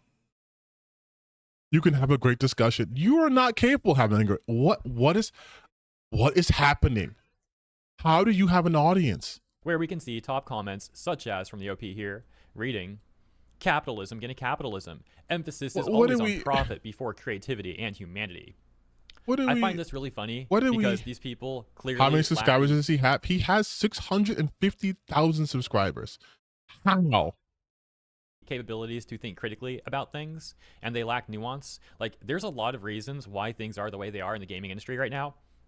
Do you think he will give you any examples of the reasons outside of capitalism that was very stated? Do you think he'll give you a counterpoint to, back up his point of view? And you could have a great discussion about what's going on. But instead of that, let's just say capitalism bad, it's all capitalism's fault. Like, no nuance, no critical thinking. And the reason I emphasize that is because these sort of people, as you guys know, these modern audience types are always the ones to try and flaunt how great they are at critical thinking, but they never seem to actually be able to show that. Okay, then since you were talking about critical thinking, show us how it's done. Show us the critical thinking we're lacking, please. Educate us. I would love to know. It's just some rhetoric they like to use. They like to try and act like they think more critically about things than other people do. But as you can see, they don't actually appear to be able to do such. No, capitalism bad, that's what's going on here. Capitalism is definitely not a perfect system. It definitely has flaws. It definitely has things you can critique it for. But saying capitalism getting capitalism, like trying to blame all the issues in the AAA space on capitalism alone and not actually breaking things down and having an actual discussion here, it's just a very reductionist mindset that doesn't do any good. You just repeated yourself. You just repeated yourself. Are you just trying to stretch this out to make it a 9-minute video? Capitalism gonna capitalism is succinctly put, but they also said emphasis is always on profit before creativity and humanity. Use your thinking cap. You just saw that Microsoft let go of 9,000 employees. They shuttered studios. They canceled games. Mind you, Microsoft has made record profits in revenue. So if they're making a ton of money and they're still closing down studios and canceling games, why do you think that is?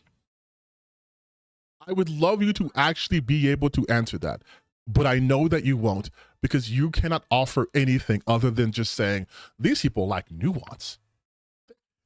Fine, let capitalism be a talking point. We can go to the minutia. We can talk about the fact that executives get paid way more for doing far less. We can talk about the fact that they determine what games get funding, what doesn't get funding. They have all tried to chase the magic dragon of live service games, and it hasn't gone well because they're seeking profits over everything. We saw a game, again, Hi-Fi Rush, that was profitable and creative, and they still got rid of the studio. So what is that happening then? What's that? I would love for you to explain that. They also act like all of the creatives, all of the workers are just like perfect employees. It's like, yeah, freaking right. Because they said emphasis is always on profit before creativity and humanity. A lot of the creatives were left to their own choices. They were allowed to be creative. What did they come up with? Slop-like Concord character designs. Oh my God.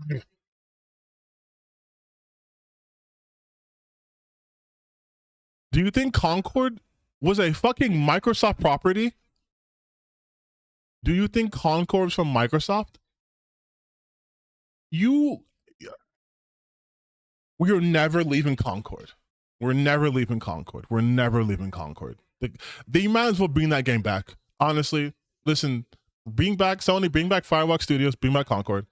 There's clearly a want for this game because they have been talking about it more now than when it was an actual physical thing you could play.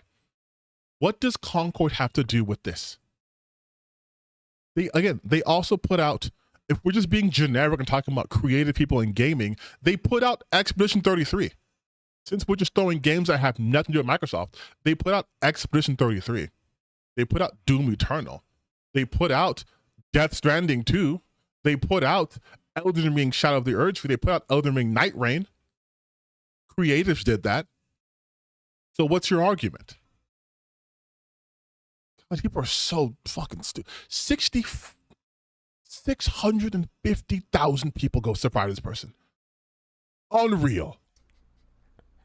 So yeah, guess what? Sometimes the people who are hired don't do a good job and make terrible games that don't turn a profit at all. And yeah, the company might have to lay people off when that happens. By the way, yeah, Concord is Sony, not Microsoft. It's just an example, but if you need some Microsoft examples, take a look at what's been going on with, for example, Bethesda and Activision Blizzard. So what's their solution over on the R game? Fuck, look, Bethesda just put out the Oblivion remake that did numbers. What are you talking about? Look at Bethesda. Okay, you know what? Fuck it. Let's look at Bethesda. Bethesda games. Bethesda games. What did Bethesda put out? Oblivion remaster. Okay, let's look at the Oblivion remaster. I don't know. Oblivion remaster sales? Who knows? Oblivion remake. Not images. Why do I go to images? 8 out of 10 IGN, 17 on Steam, 4.6.5, 4.6 out of 5 on PlayStation. Did we make Metacritic? Like, what do we? 80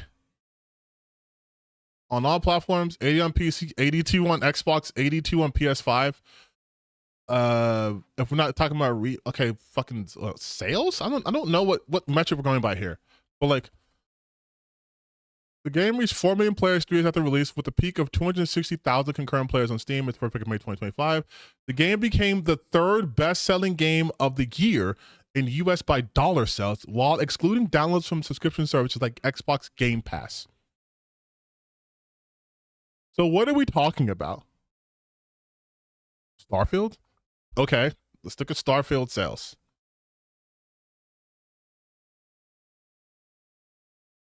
Despite some exception, it achieved significant sales figures and player engagement. While official sales numbers are not publicly released, estimates place the game's revenue around $657 million, with over 15 million players. I feel like that's...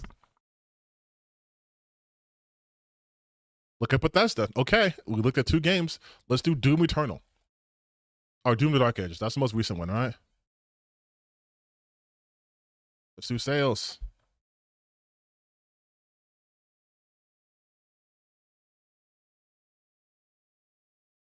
Okay, so potentially Doom didn't sell that much. 3 million players. This doesn't brag about last week. 2.2 started playing through Xbox Game Pass. But this is the first party. This is first party though, right? So it doesn't really fucking matter, right? Like,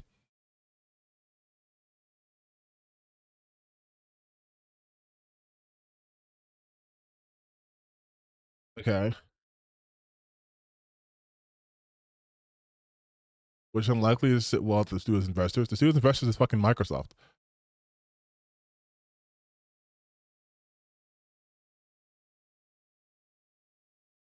Let's pause in 226. Doom Eternal make it over the 720 players.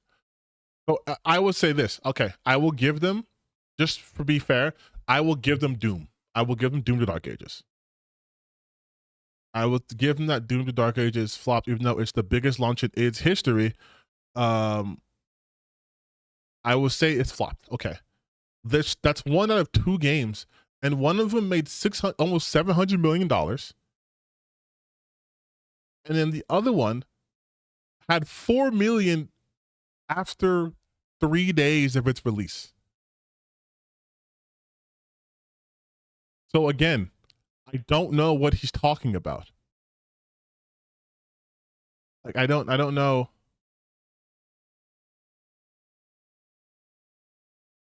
I don't know what you're talking about with Bethesda, dude. I don't know what you're talking about. Gaming Socialist subreddit. Well, we've got this comment, for example, that says, imagine the possibilities with publicly funded gaming.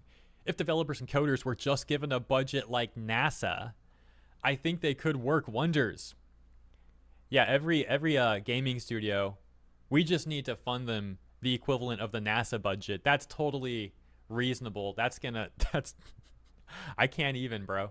And we've actually already got examples of major gaming corporations receiving either funding directly from the government via things like government grants or obscene amounts of government subsidies. For example, Ubisoft and Canada. Check this out. Let me read this first, 'cause I feel like he's going to misinterpret this. We Quebec taxpayers have been subsidizing French video game giant Ubisoft for 20 years, and despite the millions of dollars of tax credits received from Quebec government, the head office based in France in the first 6 months of the year has only registered a meager profit of 1.3 million in revenues and more than 1 billion. Between 2013 and 2017, the company generated a net profit of 604 million while receiving 615 million in subsidies. Without the government helps, Ubisoft is unprofitable. It's scandalous. The worst thing. Who is this? Who is this from? Okay, let's do some research. Let's look at Ubisoft what? Ubisoft subsidizing? Okay. Look at Ubisoft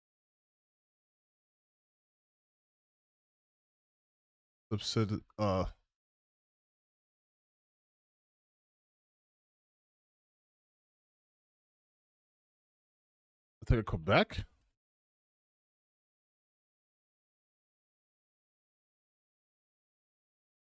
Subsidiaries. And let's look at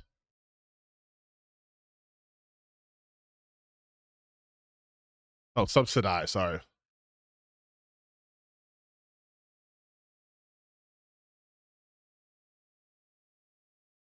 Okay. Through such studies from task force for government, particularly from Montreal, Quebec, these incentives have been crucial establishing expanding Ubisoft's presence in the region, making it a major player in the Canadian global video game industry. Government also provided direct funding to Ubisoft for expansions. Okay, impact the growth. These subsidies have been instrumental in growth of Ubisoft Montreal, which is now one of the largest game developer studios in the world.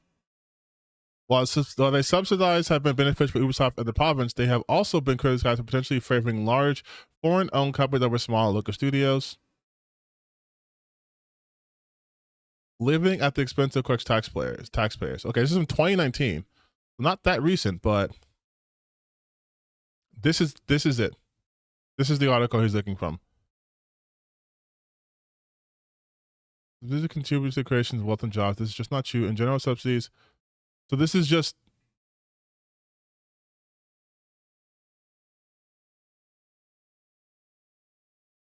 Subsidies are inefficient and their adverse effects are well known. Tax credit distorts the economy and imposes considerable costs on taxpayers without necessarily boosting their benefits. Indeed, the government ends up confiscating money from most successful companies to the benefit of others that have not succeeded in convincing private investors that are worthwhile. Currently in Montreal, profitable technology sector companies struggles to hire because of Ubisoft's unfair advantage, which allows them to offer salaries subsidized by you and me.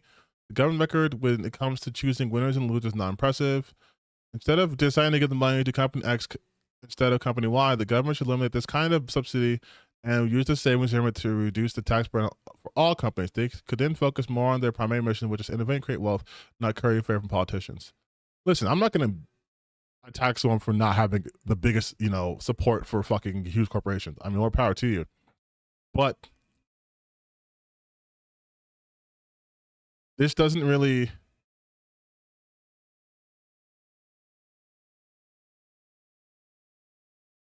Quebec's gaming industry is hurting. Insiders say the government is making things worse. Changes Quebec's tax credit system fundamentally misunderstand how industry works and can persuade many companies to leave their province, game developers say. Okay, let's see. The industry has contributed 1.4 billion annually to their provincial GDP. To make that happen, though, Quebec has spent big. The tax credit has effectively meant that each year the provincial government paid employers as much as 37.5 cents for each dollar they paid out in salaries. That came to a close a year ago when the government's 2024-2025 budget amended the tax credit to amend a chunk of employees' salary and ensure a company only sees the full benefits if it's sufficiently profitable. So this has changed already. This has changed since 2019. These changes would have been unwelcome for game makers at the best of times, but they arrived along a financial crisis, which has brought about some 35,000 layoffs in industry worldwide since 2022, hundreds in Quebec alone. So let's get to what talks about Ubisoft. I know, look at me doing research and shit, right? Chris Chancey, former chair of La Guilde des Jeux Vidéo du Québec, A nonprofit co-op that represents the province's creators says that the tax credit was really visionary in building out Quebec's development scene. This is why Ubisoft came. This is why Warner Bros. Came. Why Square Enix came, Chauncey says. While most of the large studios in Quebec are foreign-owned, the tax credit also helped build local success stories like the Montreal-based Behavior Interactive, which employs more than 1,200 people and has outposts in the Netherlands, Toronto, and the UK. The tax credit has been a game changer for us, especially in our early years. Yeah, so it looks like this was beneficial to them. And it's not just Ubisoft that's here. Electronic Arts, Epic Games, Warner Bros., Take-Two, Embracer Group, Sony have all major development studios in Quebec, working on big games like Fortnite, Call of Duty, and Assassin's Creed. Quebec is home to about 45% of Canada's 34,000 game developers, including the largest studio in the world, Ubisoft Montreal. So this seems sort of...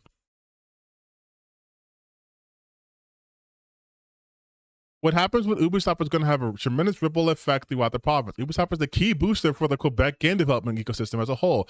The largest corporate partner for Le Guilde, a partner for local schools creating a pipeline of new talent, and a supportive entrepreneurs building more homegrown businesses.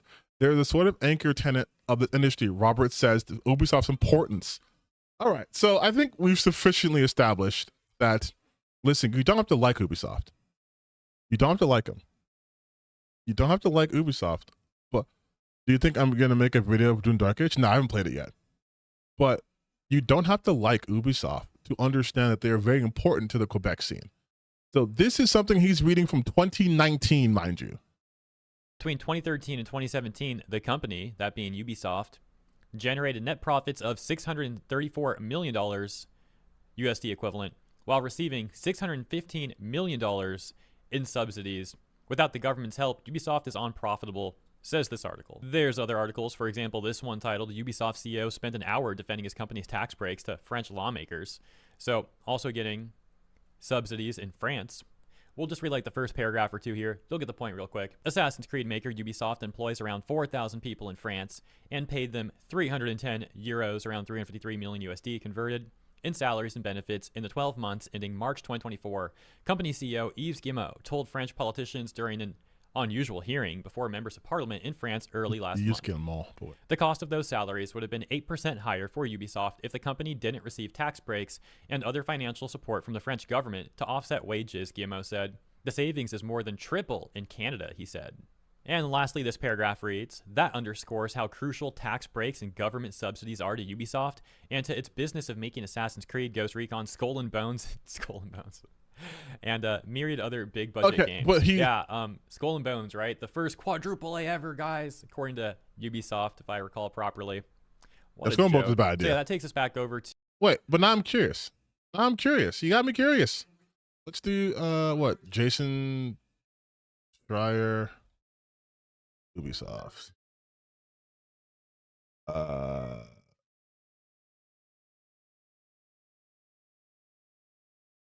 Wait, the video? Where is it?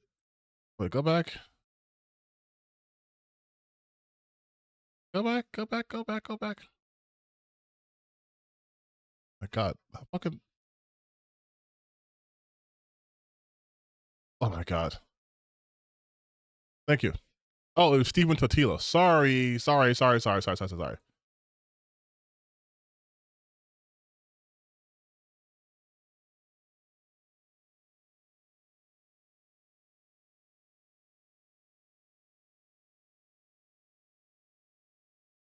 God damn it.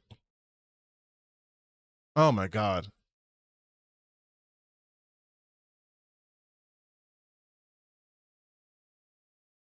When was this? June 4th? Okay.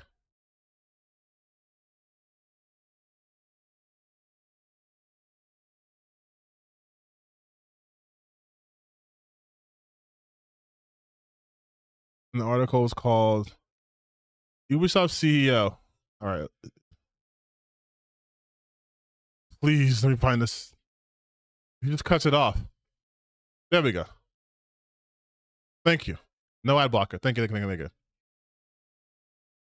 Okay, so here it says overall for 12 months ending in March 2024, Ubisoft received 38 million euros in public aid in France. That's largely thanks to the, I'm not going to even pretend I can pronounce that, or video game tax credit, which has been offered, which with some applications by the country's government since the late 2000s. It's a program that Ubisoft executives would like to see expanded. Some even as some political flavors in France are discussing going the other way. The hearing Guillemot attended along with two other sites. It was part of a larger French Senate inquiry about government funding for large corporations well beyond the video game industry. Okay. On May 5th, the dialogue between Guillemot and the French senators was consistently courteous, but showed clear areas of disagreement. Topics went beyond government support as senators pressed the CEO on the Ubisoft recent deal with Tencent and the tightening of remote work policy that led to an employee strike last year. Lawmakers were at times skeptical of Guillemot, with one accusing the company of crushing other French game developers.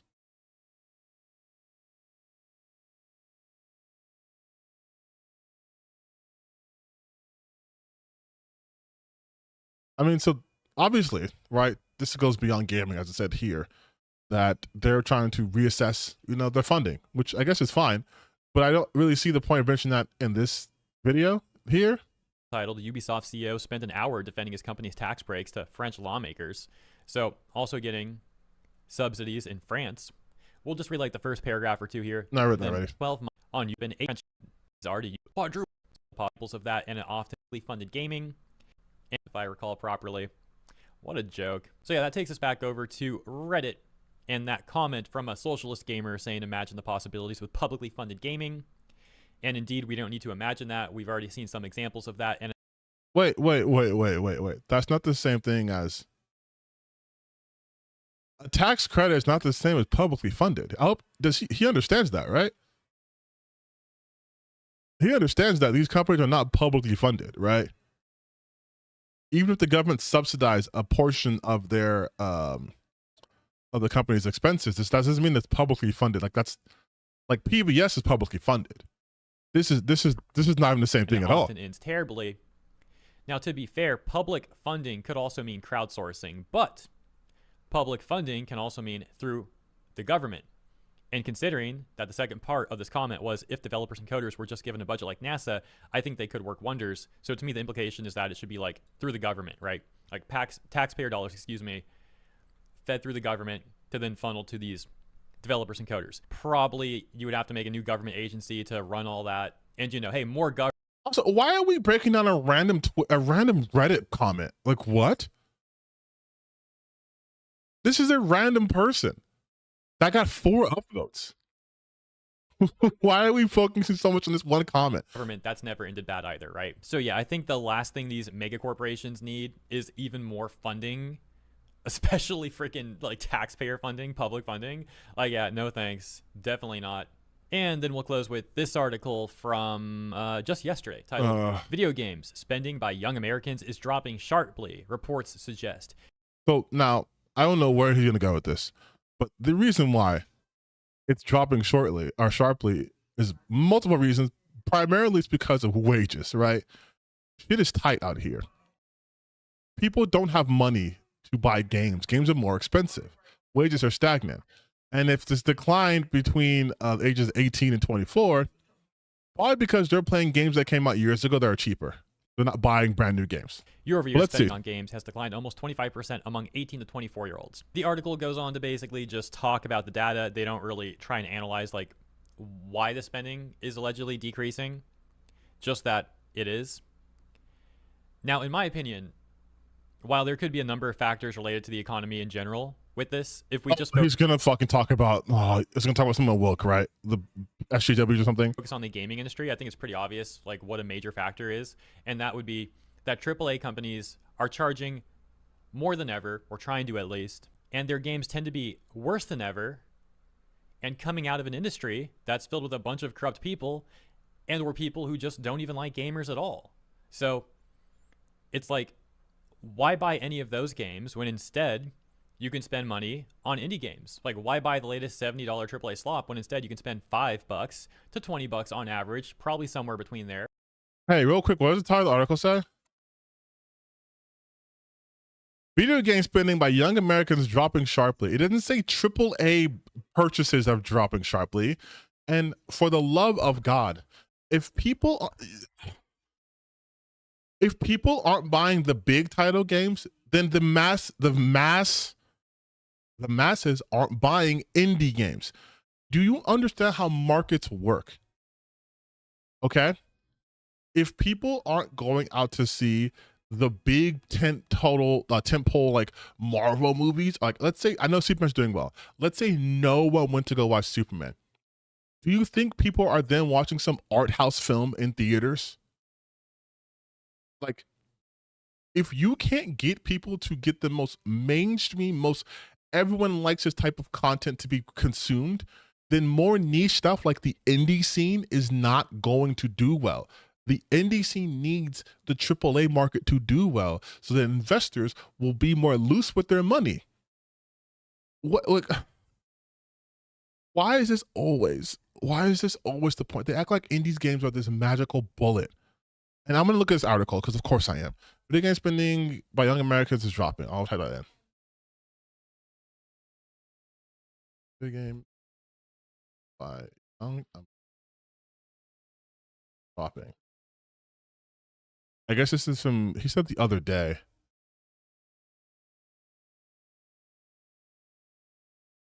He said the other day. But I guess this video, okay, to be fair, this video came out 9 days ago. Okay. All right. He's okay. This is how you know these people are they are so agenda driven. I want you to listen to what he says, okay? Americans is dropping sharply, reports suggest. Year-over-year spending on games has declined almost 25% among 18 to 24-year-olds. Listen carefully what it goes on says. to basically just talk about the data. They don't really try and analyze like why the spending is allegedly decreasing.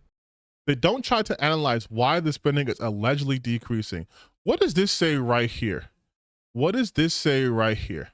The report suggests that numerous factors are behind the pressures on the spending of young Americans, the challenge of job markets, student loan payments, and credit card debt.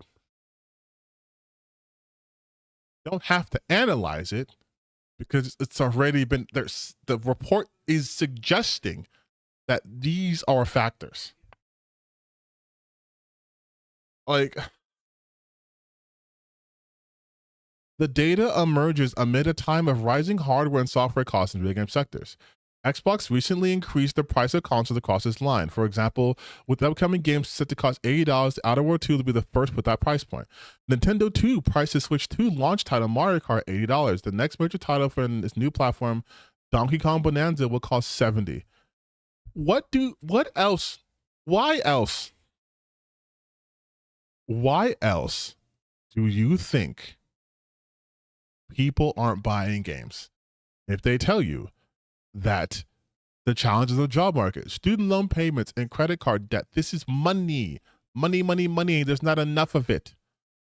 People who are 18, 24 years old do not have a surplus of money to spend on luxury items, especially when said items are getting more expensive. I do not understand how anyone could possibly come to these people and expect any sort of analysis to be done when they can't even do basic connections. Weird. I created this new technology that allows people to send 1,000 bombs to someone's home in an instant. Hey, I noticed that less people are buying my item that allows you to bomb people instantly with 1,000 bombs. I wonder why less people are buying my product that allows you to kill thousands of people instantaneously. I wonder if something's happening to the population size where less people are going to be able to afford my item because question mark. It's like, oh my fucking God. You just taking words. Yeah, it's just word salad. This doesn't mean anything. This is a 9-minute video that just doesn't understand that. Yeah, it's because, and guess what?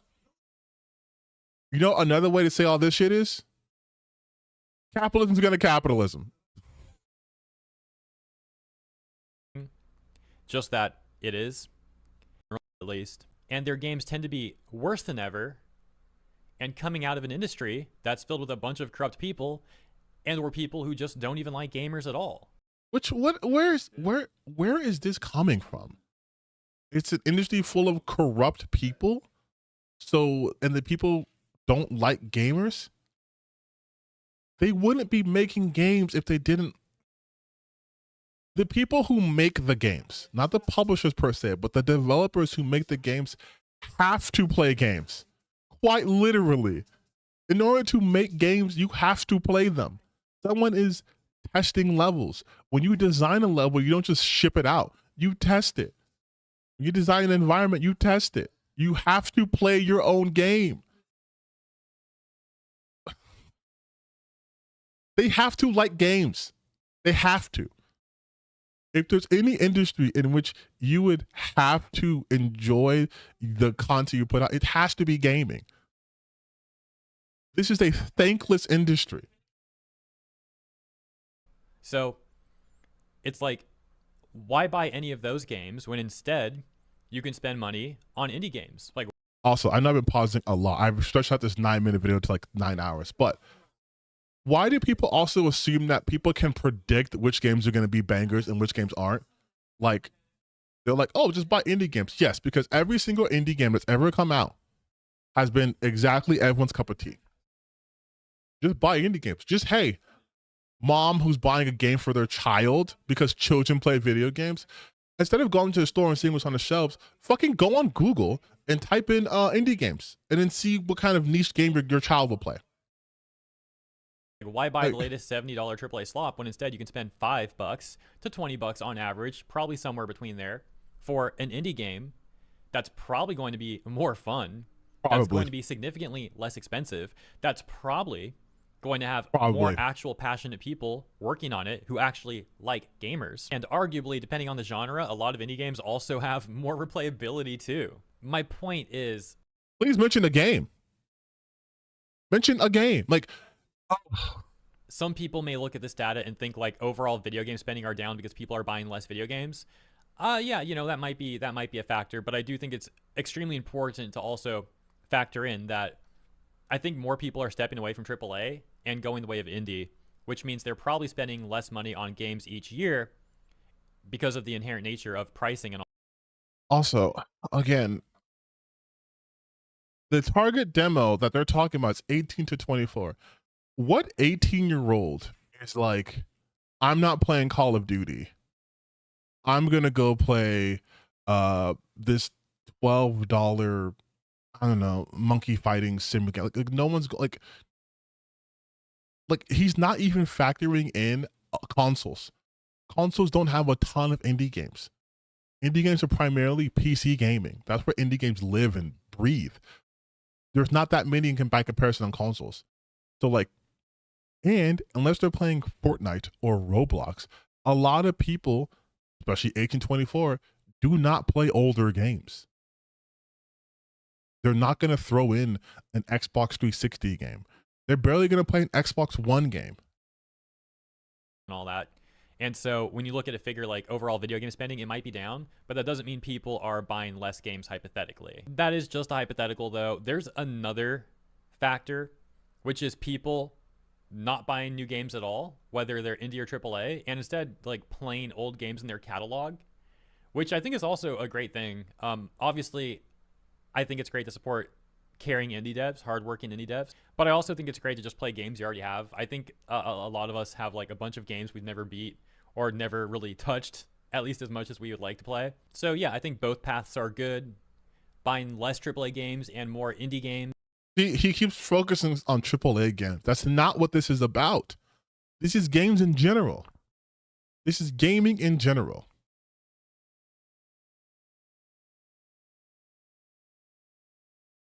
And you know what's funny? If we go to the actual article, you'll see that the things that have increased for that group, it's accessories, probably like, you know, for just shit accessories, right? Small appliances like toasters, microwaves, things you put in the home. Maybe you're renting an apartment, right? Technology, phones, computers, laptops, what have you. total general merchandise, sports equipment, people being more active, prestige beauty. People are spending less time playing video games. And oh, sorry. This is other age groups. So I misread that. That's my bad. So other age groups. So the other age group, which probably has more money, can still, more often not play video games, not having that big of a decrease compared to 18 to 24-year-olds. But they're also, like I said, they're also just probably doing other things too because games are fucking expensive. Games are expensive. Across the board, though, people aren't buying accessories, or small appliances, or houseware, because let's be real, they're not owning homes, or tech, or they're buying less stuff overall. Obviously, video games is the biggest one, but video games is also the biggest luxury item here, right? Games are super expensive. An $80 game costs way more than some technology. It costs more than most sports equipment, like a basketball or a football or a soccer ball. So yeah, this costs more, so less people are buying it. I don't know how else to explain that. Or just buying less games overall and playing your old catalog, your backlog, so to speak. Those things, however, are of course not good for the AAA industry, but that does mean it is a dub for gamers. And also, what the fuck does any of that have to do with Microsoft laying over 9,000 people or projects being canceled? Like, we got so far from the point. What does this have to do? What this guy's talking about is that Microsoft is a death sentence for a lot of studios and a lot of creativity because they will absorb you, they will break you down, and they will get rid of you while they're making record profits. That's why he's talking about the chip industry's bloated bubble is bursting, because they're trying to make money, infinite amount of money all the time, which is fucking capitalism. But you are too stupid to realize that. So your solution was, I don't know, play indie games? So keep on winning, guys. Thank you for tuning in. Consider. How is this winning? How is this winning for gaming? Like, this is 9 minutes of stupidity. This is 9 minutes of someone who doesn't understand anything when it relates to gaming. If the big studios go down, that means investors are going to shy away. Okay? Let's just make it an easy example. All right? Let's say that there is, I don't know, like a fucking city, a big, huge city, and you have a bunch of business and commerce going on there, right? And you're making, let's say, $100 billion in this big old city, and then someone nukes that city, and it's gone. And you go to the next small town over that has like a general store and like a movie theater, and you're only making like $100,000. You were making $100 billion before. You're not going to just suddenly start making $100 billion in the next small town over. You're probably going to fucking get out of real estate because people are nuking giant cities. That's probably what's going to happen. Those small towns exist because they couldn't make it in the big city for multiple reasons. Too expensive, too crowded, not enough space. Come out to the suburbs, come out to the countryside where it's slower life, where people aren't making that much money, but they're doing what they want to do and they're passionate or whatever, right? If you blow up the big city, it doesn't make the small city or town suddenly more appealing. It would make the average person want to get out of real estate or just leave that fucking state if that state's blowing up big cities. Like, that wouldn't help, especially because in real life, bigger cities that produce more revenue subsidize the other states that don't make as much money, right? Like California subsidizes a lot of states. California, big state, like AAA state. Other states, red states, small states, like indie states. Indie states need AAA states, not the other way around. If California were to get nuked, you couldn't put all of California into like fucking Idaho You could even fit all of Los Angeles into the square footage of Idaho.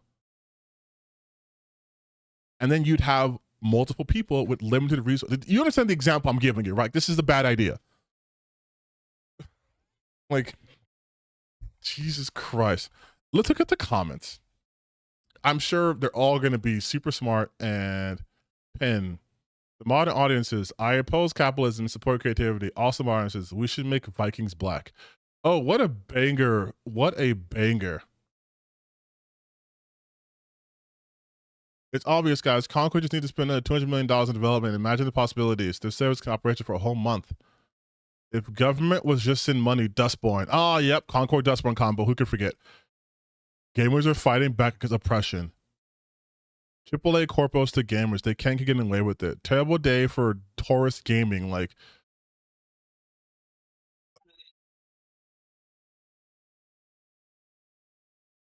oh. Sometimes, now I'm going to be honest with you guys, okay? I'm going to be honest with you guys. Sometimes it feels like I'm making a lot of progress. It feels like there are people out there who are like, here's the real issue with games, and we're gonna talk about it. We're gonna understand these things. We're gonna put out the content to help people.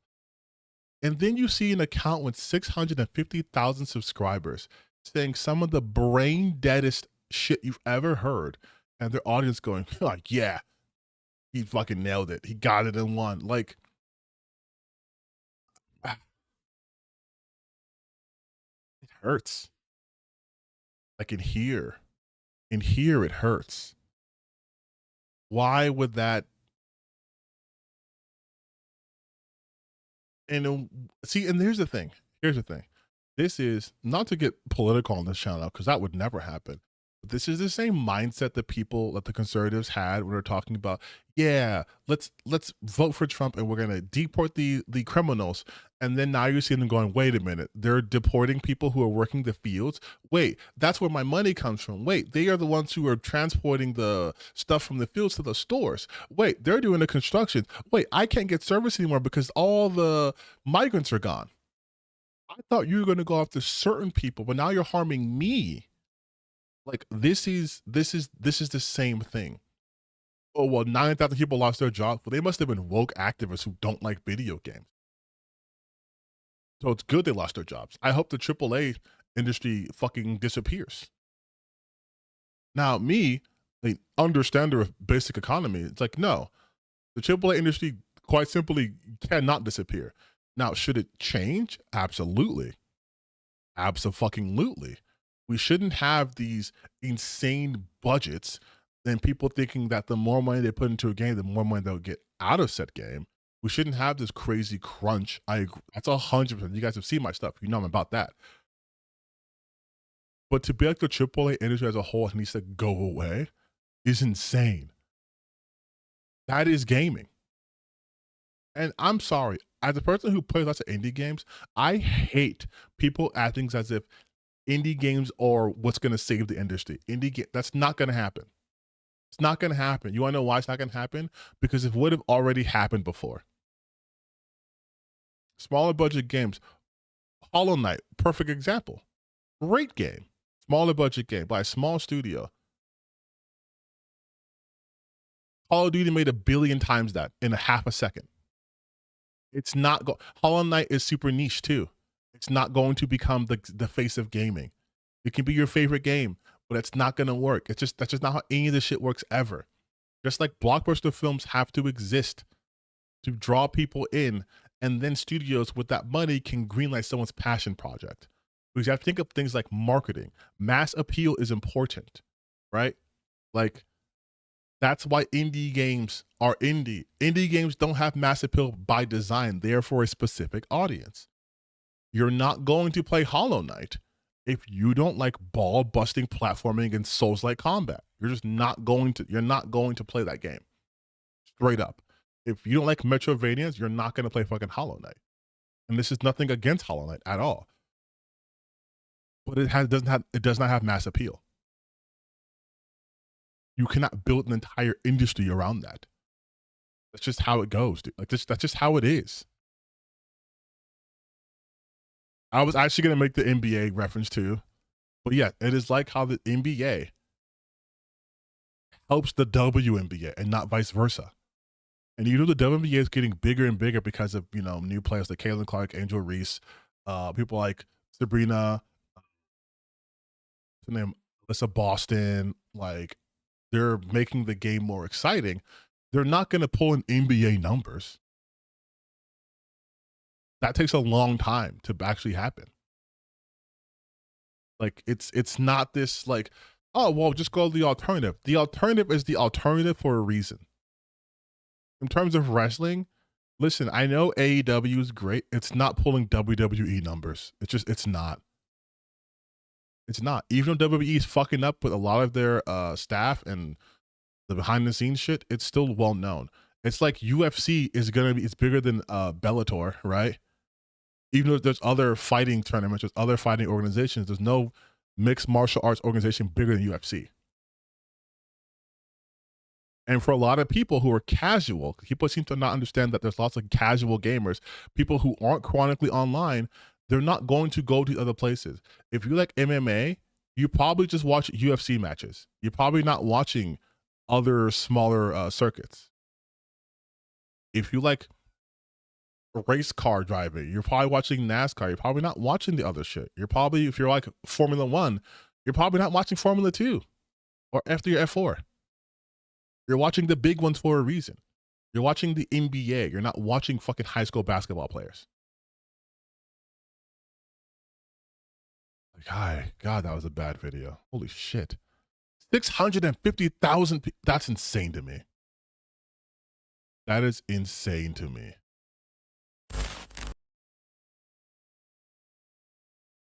Boys, here are Okay. Speaking of insanity, we're gonna mainline brain rot tonight, boys and girls and non-binaries. We are going to mainline brain rot. Okay? We've already started once. I gave you a little break. And now we are going full bore, baby. Ghost of Yote. Woke-te is another DEI disaster from the one, the only Andy Pants Gaming. Andy Pants Gaming using the obvious Women's Day picture from Sucker Punch to probably say that this is the entire development crew for Ghost of Yote, which amounts to, let's say, 3, 6, 9, 12, 15, 18, 21, 22, 23. Did I do her? Let's say 20 to 24 people. Hey, wait, small teams making big ideas? This is what Hero Hay was talking about. Boys, here are the empowered, aka fat women, making your Samurai Girl Boss game. It's done. This game is cooked. Oh, you toxic, bigoted man. You will get nothing and you'll like it. Can somebody explain to me AAA Gaming's obsession with taking a based, masculine character whom...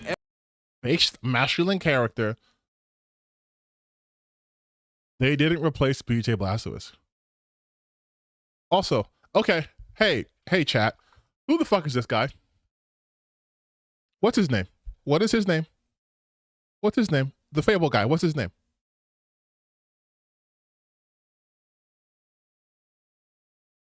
What is his name?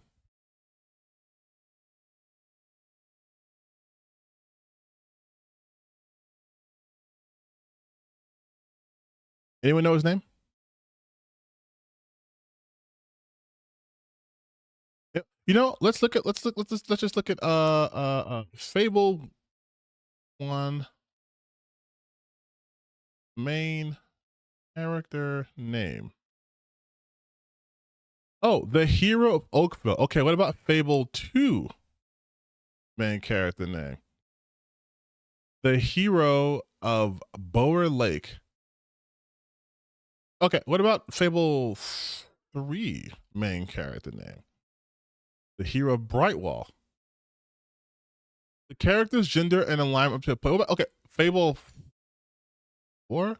Oh, Fable 4 hasn't come out yet. Oh, oh, so they don't have a defined gender in the Fable series. Oh, because you can create your own character. Oh, oh, weird. So you're brought up in a game where you can be your own character, whether you're male or female, and you're saying they're replacing men. AAA is replacing men. Awesome, awesome. What a great and smart person Andy Pants Gaming is. Everybody loves and is invested in, and replacing them with a shrill, annoying, ugly girl boss. Out of these 3 games, I'm covering one of them. The first one's Fable 4. The second one is what's it? Wolfenstein: The New Bloods, and the third one is Ghost of Yote. Out of these 3 games, only one of them has actually come out. So to say that these are shrill girl bosses, you literally haven't even played the other 2 games because they're not available. So what a weird statement. We are 17 seconds into this video. Loves and is invested in, and replacing them with a shrill, annoying, ugly girl boss. I mean, they could have gotten away with it if they made her really hot, but dear God. Who is this middle-aged woman trying on outfits at the mall? Oh, you bigoted, toxic male. You just can't accept that women can do everything men can do, can you? Except, oh, I don't know, overpower hundreds of men. See, Yeah, you guys didn't understand something. When men use swords, the swords cut through like butter. When women use swords, the swords are too heavy. The metal sharp blade doesn't cut anymore. It's not believable. I like how he says overpowering. Except, oh, This is a stealth kill. I don't know, overpower. That's also a stealth kill. Men. How is that overpowering? She is literally, we know what that prompt is. Can you? Do we not? Except, oh, I don't know, That is a stealth kill prompt. Because I played the original Ghost of Tsushima. That is a stealth kill prompt. That is not overpowering. That is a stealth kill. And also, it's a fucking video game. Do you think Jin Sakai, being like an 20-pound Japanese man, was taking out those like 200-pound heavily armored Mongolian dudes? That was believable to you? Oh my God, dude. Like, overpower hundreds of men. hundreds of men. 3 people are in frame. See, Atsu, the main character of this game, never existed because they have to make shit up in order. I'm sorry. Wait a minute.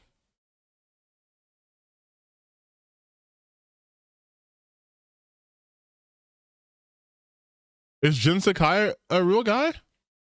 No. Jin Sakai is not a real person. He's a fictional character created. Oh, weird. Wow, Andy, you're not even trying anymore. We're not even a minute into this video. We are 44 seconds, and I've already debunked like 18 claims being made. You cannot, nope, this is the bathwater. This is the toaster, okay? We're in the bathwater. We put the toaster in. We are slowly electrocuting ourselves, all right, for the next 6 minutes. in order to fit their empowered, strong woman narrative. They would actually have better luck taking a giant dude and putting a wig on him and calling him a woman than believably pulling any of this off. But guys, reality and physics and science don't matter to these people. Sexism is truly the enemy of our time. So if you actually look at the trailer of the latest gameplay, it honestly just looks like they lazily took Jin Sakai's model and replaced it with this chick and then called it a day. Like, this game doesn't seem to be adding anything new to the... Oh my God. You know what? I'm not going to rehash this. If you guys want to know why this is such a fucking stupid comment, besides the fact that Erika Ishii had to do the motion fucking capture for this, making it a completely different character model who has different weapons, therefore they couldn't just slot in the same model. I did a whole video on this. Like, I literally uploaded this video less 24 hours ago. So if you want, you can watch my video where I talk about how this is not just more of the same, but let's go. the story or the plot or the gameplay other than, you know, they made her a whammon. Some of the comments are like, yo, why is she wearing such baggy clothes? Great question, XX420 bro XX. What I can tell you for sure is they are not going to let you put a single attractive outfit on this woman in the entire game. A, because she's built like a square. B, that would undermine their entire narrative of. So do you play games to come? Like, were you nutting to, where is it?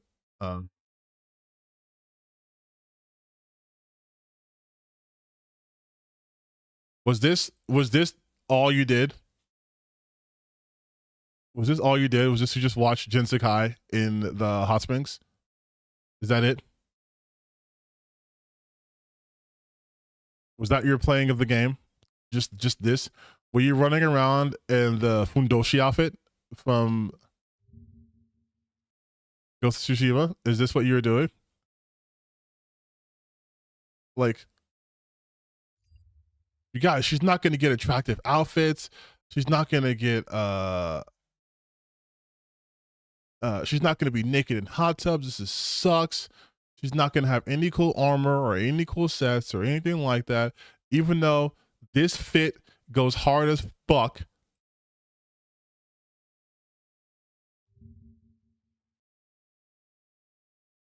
Look at this shit. No ads. Look, this shit goes hard, bro. Look at her fits. Not a single attractive thing on her. I'm sorry, gang. I'm sorry, gang. Is this shit not hard? Is this shit not hard?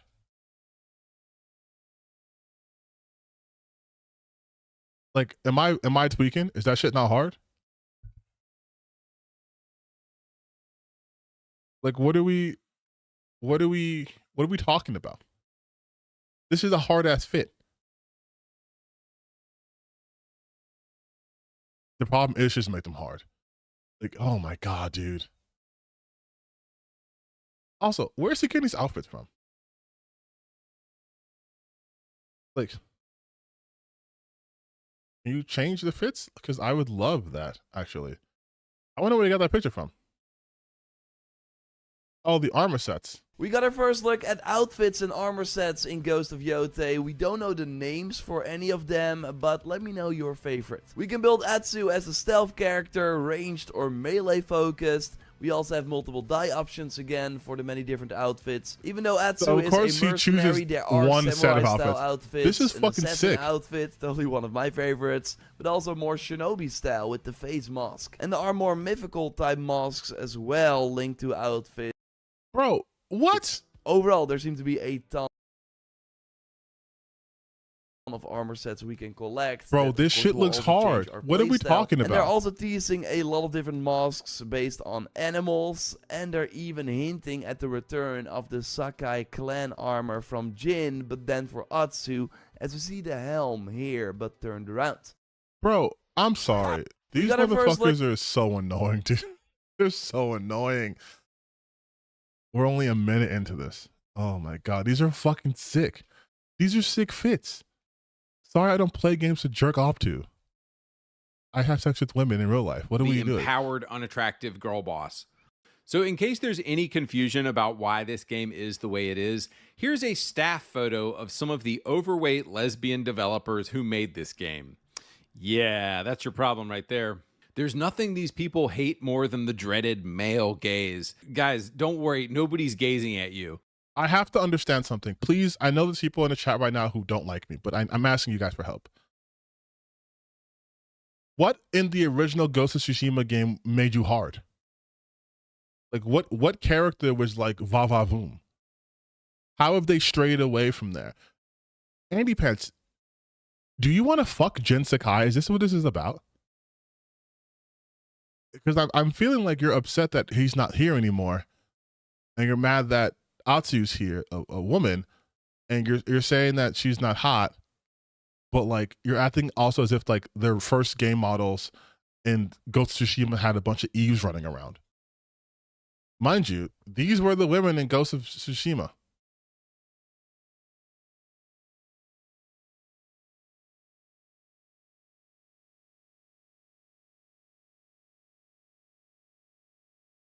Like, again, I'm not saying they're ugly, but like Masako, for example, is not someone they would goon to, right? Like Masako's not someone they would goon to.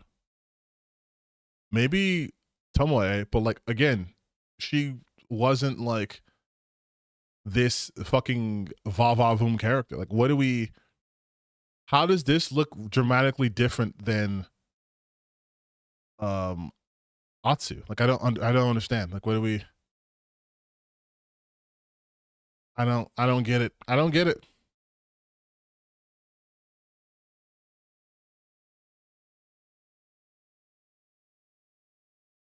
So their master plan here is to rob you of one of your favorite game series, put an ugly girl boss in it, and then charge you $80 for it. Congratulations. All right, so who is like the primary villain of the game? And this one made me chuckle a little bit. It is, of course, the Yote 6, aka the 6 faces of toxic masculinity. This is not a joke. Get ready for sermon after. Okay, let's see. Let's see if this is a joke or not. Let's look at the Yote 6.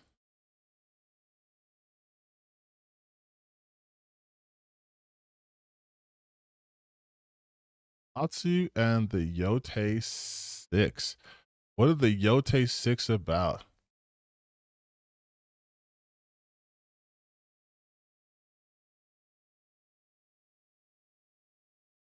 Ghost of Yote, Yote 6 may only be an opening act.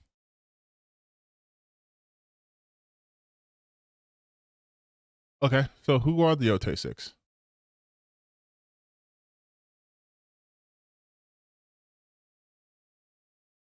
Yote 6 is likely a stepping stone towards a more dangerous villain. I want to know where he's going to get his information from before. Watch the Ghost of Yote State of Play deep dive. Okay, let's see. First off, let me see what he. Maybe I'm jumping the gun. Let's see what he says, and then we'll most likely have to correct it. You're ready for sermons about how you're male privilege and how you should have taken the girl boss seriously. Sermon after sermon of how these men just didn't take her seriously, even though she never existed in real life. But no.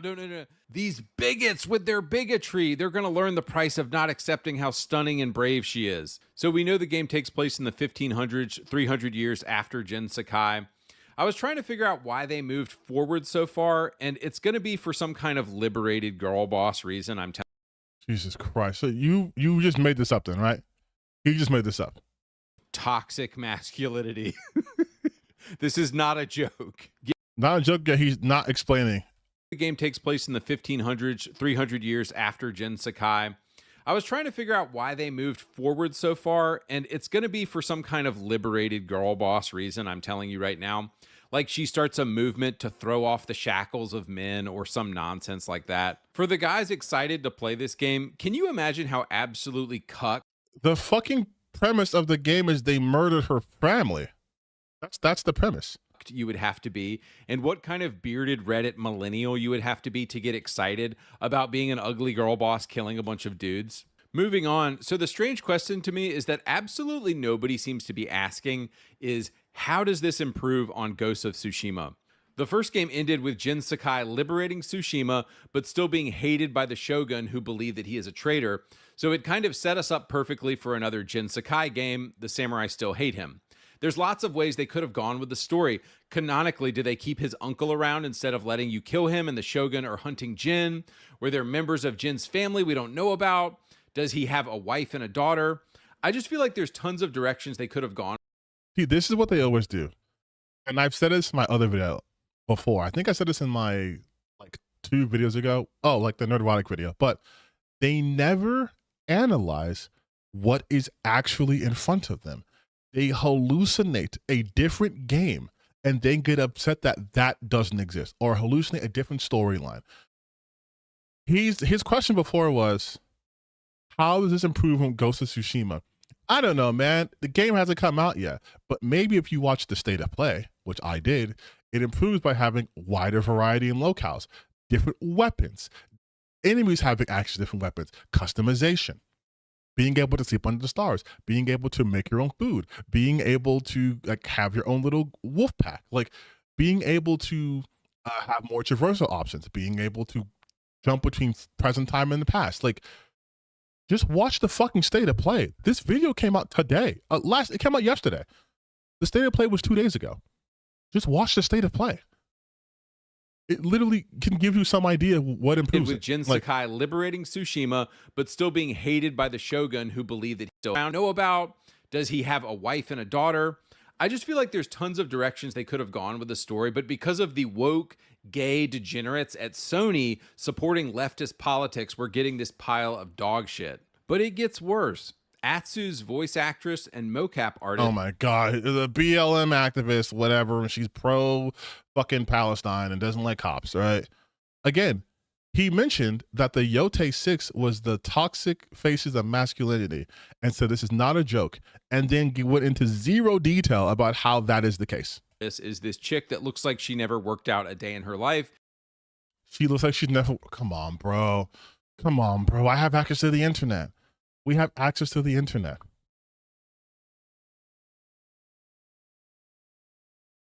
Erika Ishii looks like she's worked out a day in her life. She doesn't look like she's worked out a day in her life.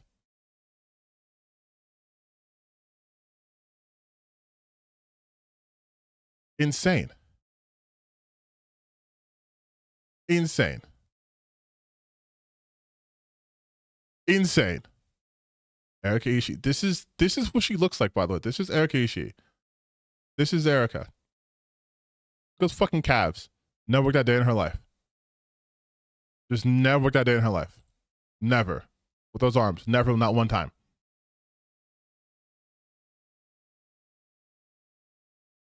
Erika Ishii also literally did the mocap. She literally did the ghost of, she did the mocap.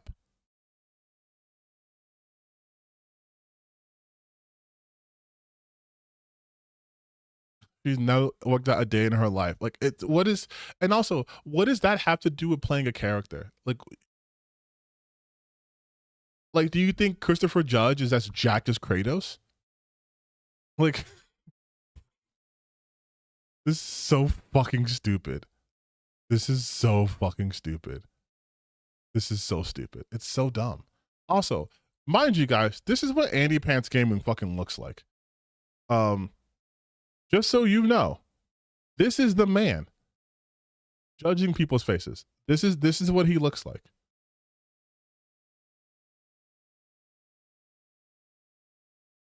Just so we're clear. This is Andy Pants.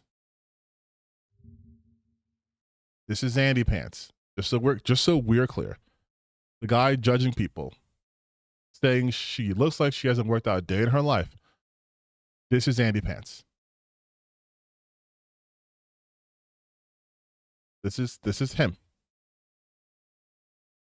This is why you shouldn't talk shit about people when you have your shit not in order, my guy. Look at that. Look at the hair. We can see the hairline, bro. Like, come on. Don't do this. Don't do this. Erika Ishii. Read this quote. Erika Ishii is a gender fluid actor and none of this has any bearing on her ability to perform a character. What does this have to do with what is this? Okay, again. Now, you explain to me, people who always talk about, we just want good games. We just want good games. What does any of this have to do about the game? He has mentioned almost nothing about the actual game, besides the fact that it's a woman and women were working on this game. He didn't even do the bare minimum of watching the fucking gameplay trailer they released yesterday. Sorry, on the 10th. Voice actor who uses she, they pronouns and identifies as queer, pansexual, or bisexual. She is known for various video game roles, particularly transgender rights, protect pedophiles. But it gets better. Here she is on a degenerate podcast called Trans Community Magic. Here's another tweet from the Degenerate podcast. That is her on Dropout. On Dropout. Here she is on a degenerate podcast called Trans Community Magic. Okay, let's see. Oh God, no! Text home jump scare.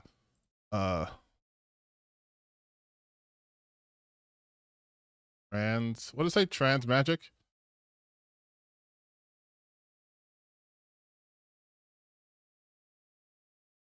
Yeah, this is okay because I am a real fucking Dropout fan.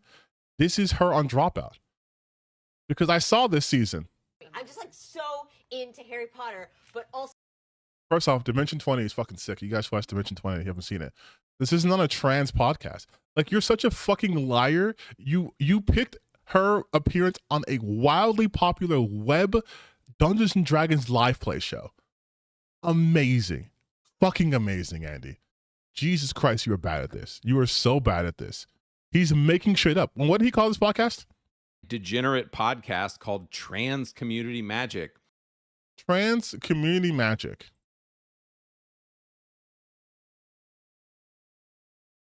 Trans Community Magic isn't even a fucking podcast. It is not a podcast. It's the name.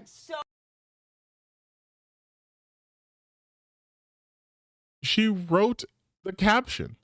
This isn't even a podcast. Oh, you do. Oh, this is why I love Andy so much, because he exemplifies the shit I'm talking about. These people do negative research. Negative research. Not even on a podcast. Not even on a podcast. He just lies. And then what is the point he's making here? It's better. Here Like she what? is on a degenerate podcast called Trans Community Magic. Here's another tweet from the What was that? Here's her. Here's a still of her on a podcast. Makes you wonder, doesn't it? She can be on podcasts? How can she be on a podcast when she's supposed to be in the game? delightful Erica Ishii. Hey, I'm going to be making some exciting announcements soon that'll likely draw the ire of trolls, bigots, and grifters. Well, did it? Did it draw the ire of trolls, bigots, and grifters, Andy? I think it did, Andy. In fact, I think you did exactly what she said you were going to do. I ask you, please refrain from engaging. Don't spare them any brain space. Just support a nonprofit in spite. Keep loudly being you and love what you love. I assume that message was also to her pedo friends. See, okay, this is insanity. Because Andy has to play this character where he's like, all trans people are pedophiles, even though in his game he had AI animated CP in his fucking game. Dead Domain played it. It's in his game. He put that in his game. Andy Pants Gaming, the guy who's promoting that Chad versus the gay Nazis, that game that he made with his own money and time and AI, obviously. He put CP in his own game. He didn't have to put in, but he put it in. And is now trying to say that she is obviously talking about her pedo friends. Because Erica Ishii speaking in code, and only Andy has the brain power to decipher that code. Not going to interrogate why your brain automatically goes to pedophiles, Andy. Just gonna just let you keep that secret to yourself. To love who they love as well. Here's something else she said. Abolish the police. It is unconscionable to allow this racist institution that terrorizes the citizens they are sworn to protect. Fucking based. This is supposed to make you not like her, by the way. Abolish the police. Yeah, that's who you're playing as in your DEI Girl Boss Samurai games. No, you fucking dumbass. You're playing as Atsu, who's going against the Yotei 6. You're not like, this is someone who's not able to distinguish between an actor and the person who they're playing, right? And I know people are gonna be like, oh, but separate. This is not one of those things. This is not like a Erica Ishii has gone around and sexually assaulted people and is awful and shouldn't get supported. This is Erica Ishii is a queer person who got cast in the role. And because Andy hates gay people or queer people and also women, he takes offense to that. So now he's trying to say, oh, you're playing as her. this isn't. We're not playing as Erika Ishii. Erika Ishii is playing a character. We're playing as Atsu. Like how Jin Sakai was a character who you keep harping on the fact that Atsu is not real. Jin Sakai also wasn't real. Also made by the same company. Were you also confused by that too, Randy? Like, did you think the actor was like a time traveler and like went back in time, shot that footage, and then came back here and gave it to Sucker Punch to fucking animate? So enjoy. Do you guys remember Dragon Age Veilguard? You know, the game where a main character had to apologize to somebody for misgendering them by doing push-ups? That ridiculous nonsense? Well, it turns out that there were 2 writers that after writing incredible... Oh my God, you guys, 2 writers? 2 writers from a whole ass game company are working on Ghost of Yotei? Oh man.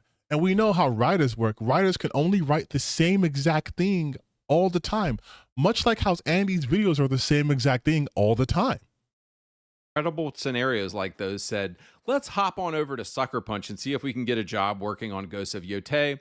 And they hired them, of course. So working on Dragon Age The Failguard, the most gay abortion of a game ever, they hopped over to work on Ghost of Yotei. Courtney Woods, a woman, and John Dombrow. These writers literally have a drag... Okay, so I don't know how else to say this. Let's just look at how he introduces John and then Courtney. Okay. Courtney Woods, a woman, and John Dombrow. These writers literally have a Dragon Age Veilguard logo in their bio right now. So they were... Courtney Woods, a woman, and John Dombrow. Courtney Woods, a woman, and John Dombrow. Is that a man? Or is his identity not important to you, Andy? Weird, man. You're a very weird man, We're clearly Andy. proud to work on it. And guys, these people are the lead writers for Ghosts of Yotei. I'm sorry, y'all. This game is completely 100% cooked. It's done. Atsu will 100% be a lesbian, or she's going to come out as trans and she's going to lead a movement of satanic gay women or some other nonsense like this. You thought having a gay black samurai in Japan in Assassin's Creed Shadows was weird? Sucker Punch is like, hold my beer. So yeah, guys, if you think this game isn't going to be fully woke... So we wasted our brain cells, right? Wait, hold on. DEI as hell. It literally looks like the same as Ghost with a worse main character. Andy. And listen, we know his comments are going to be like, it's just like, they just lie, right? Like, I know there's people in this chat right now who typically disagree with everything I say. So you tell me, was I wrong in any of my assessment in this video? Was it not 6 minutes of lies with no evidence for anything? Strictly conjecture and blatant lies, like to the point where he made up a podcast. 1,000,000% correct. This is who he is because Andy has no fucking talent. But now, I know people don't like me speaking in generalities, but we have to extrapolate a bit here. This is the shit I've been talking about when I say these grifters just want you upset and they have nothing to offer you. We also saw that Hero Hey video, right? They're not giving you anything to work with at all. They are taking information that you and anyone else could get and completely misrepresenting it. Completely misrepresenting it to the point where it's a completely different game. Explain to me how Ghost of fucking Tsushima looks anything like Ghost of Yotei when they have completely different combat systems, more weapons, a different character. Like, even visually, it's more varied. How are they the same, but just you added a female character instead of a male character? You know what we're gonna do? We're gonna watch a little bit of the actual. I'm gonna mute it because I'm gonna get fucking clapped. Watch a little bit of the actual fucking state of play for Yotei. Just to see. So, Ghost of Yotei wrecked by gamers. Ghost of Yote's new trailer, backlash, activist backfires. Oh my god. My self-harming instincts wants me to watch the Very Dark video, but I know I shouldn't. I know I shouldn't. I know I shouldn't. So I won't. I will not. I will not watch the Very Dark video. I will not do this to you guys. Okay? I'm just gonna click on this one. Nope. Don't. There we go. Upgrades and unique items. This helps ensure you have every opportunity to upgrade. Okay, so just looking at this visually, you couldn't do this in the original game. Getting campfire, right? You couldn't do bounties.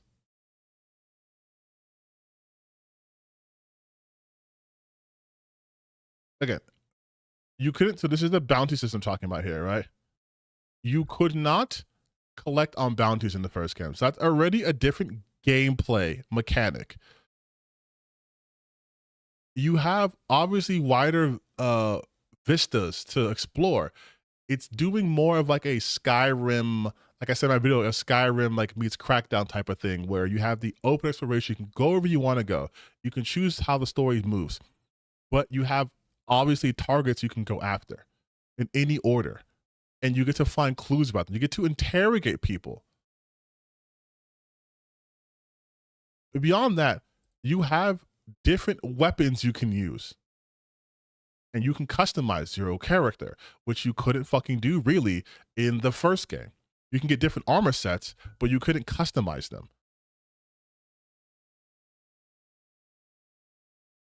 And look at like how some of the enemies react and draw their different weapons. I think it was over, was it here?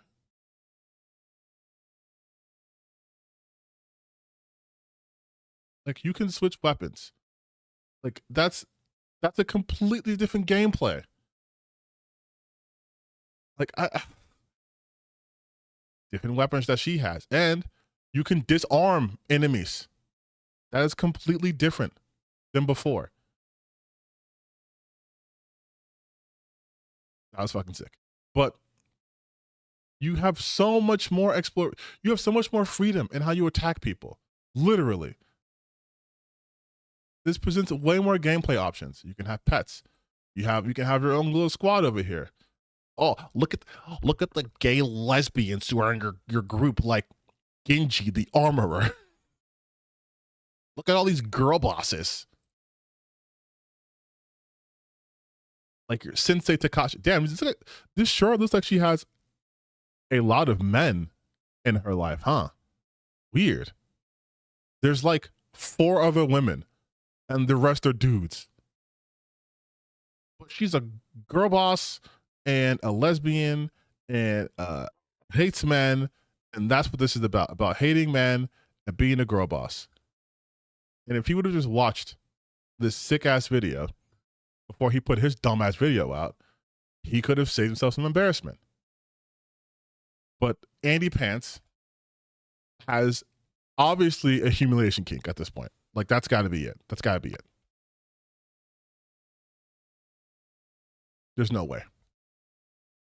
There's no way that that's not true, right?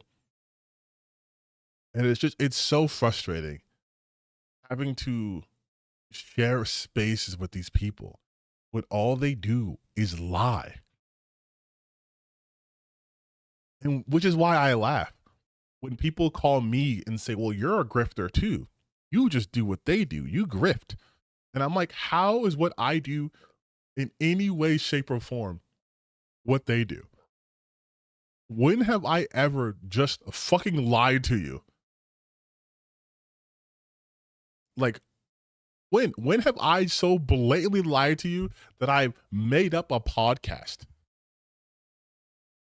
That's part of the reason why when I do either regular videos, I always show what I'm talking about. And when I do live streams like this, I will live react to things because people are like, oh, I'm lying, I'm a grifter. I'm like, here you go. Again, you don't have to like my content. I'm fine if you don't. but you absolutely cannot say that I am a grifter. What have I lied to you guys about in the last fucking 2 hours? What have I made up? What have I concocted out of thin air? Did I make some jokes about some people I don't like? Sure. I said Asmongold's afraid to leave his home, but I was basing it on the very real reaction he had to the idea of walking outside for a haircut. Like, and thank you, Caleb. You could, like I always say, you could disagree with me, but I'm going to at least back up what I say. Like, no, we fixed that. We fixed that. They don't think I'm white. They don't think I'm white anymore. There was a comment got misplaced somehow. It was crazy. But yeah, you guys, like, all I want in this space is for people to be able to discuss games in a manner that's productive. That's it. And we can't get to that if you have people who have 600,000 subscribers telling you that 9,000 people losing their job in gaming is actually good for gaming. That studios being shut down is actually good for gaming. And then in the same breath, they will lament how we don't have any more experimental games. There's a connection between people getting fired and not having new IPs and new ideas in games, because they get burnt out. They get shot the industry because they worked hard and they made a good game. They did Hi-Fi Rush and they got fucking canceled. Thankfully, they got bought, but they got canceled. They helped, release a bunch of games. You had PlayStation Studios like Japan, and then they get fucking destroyed. Like, that's what happens. If you don't give people the opportunity to try different things and learn, and regardless if they are successful or not, they get kicked out, you're not going to get new games. You're going to get people who are conditioned to make games that are the same, because that is the way they emulate success.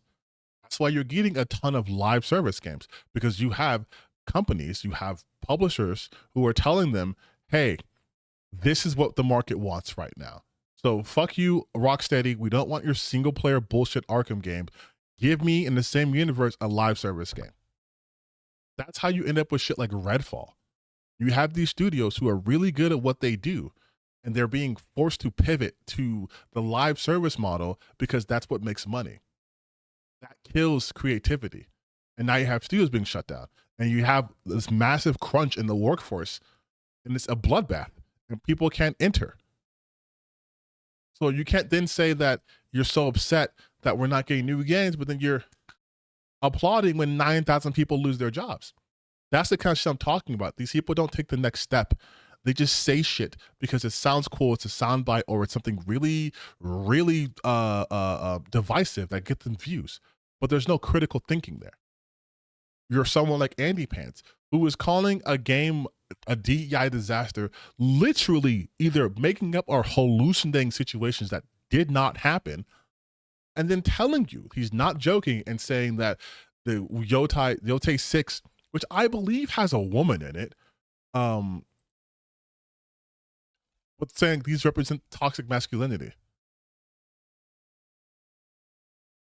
I believe the Kitsune is the female character in this.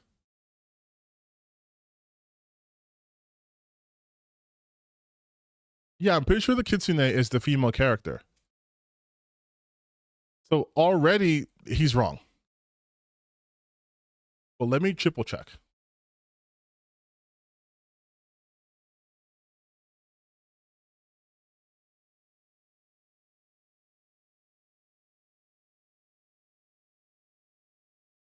Oh no, the Kitsune is not the female.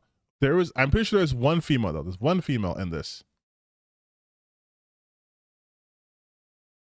Is it the snake?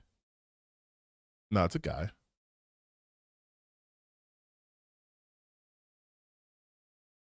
Is there no women in this one? If I'm wrong, I'm wrong. I'll be wrong about that.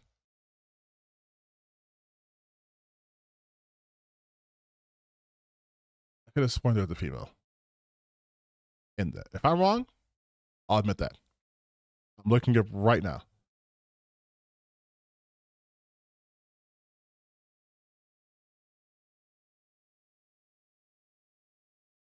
On the Ghost of Tsushima wiki, and it's saying they're all dudes.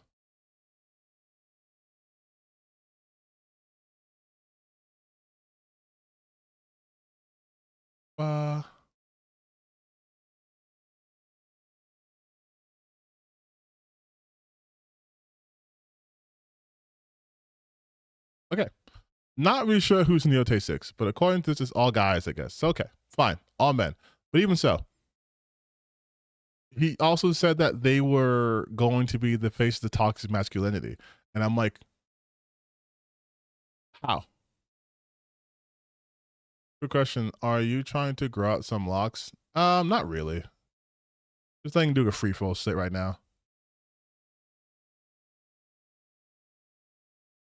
But like, it's just like we are just experiencing this huge deluge of just grifters who are lying to people and can't even admit when they're lying. Like they're just doing it for money. And I fucking hate it. I hate it so goddamn much that I want to actively combat that. So that's what I do. That's what I'm doing. That's why I do this. They show no consideration for the people who actually create the game. Yeah, exactly. And that's one of the bigger things too. The people who hate games are these grifters.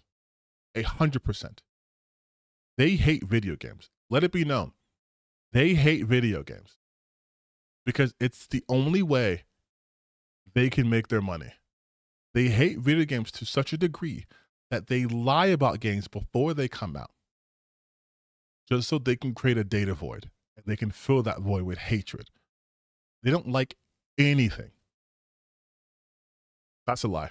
They like Eastern games because they do the thing that a lot of people do, in which they will sort of deify Japan or now any Eastern game as like perfect and flawless, even though those games also have flaws. Like, for example, their favorite game to bring up Stellar Blade.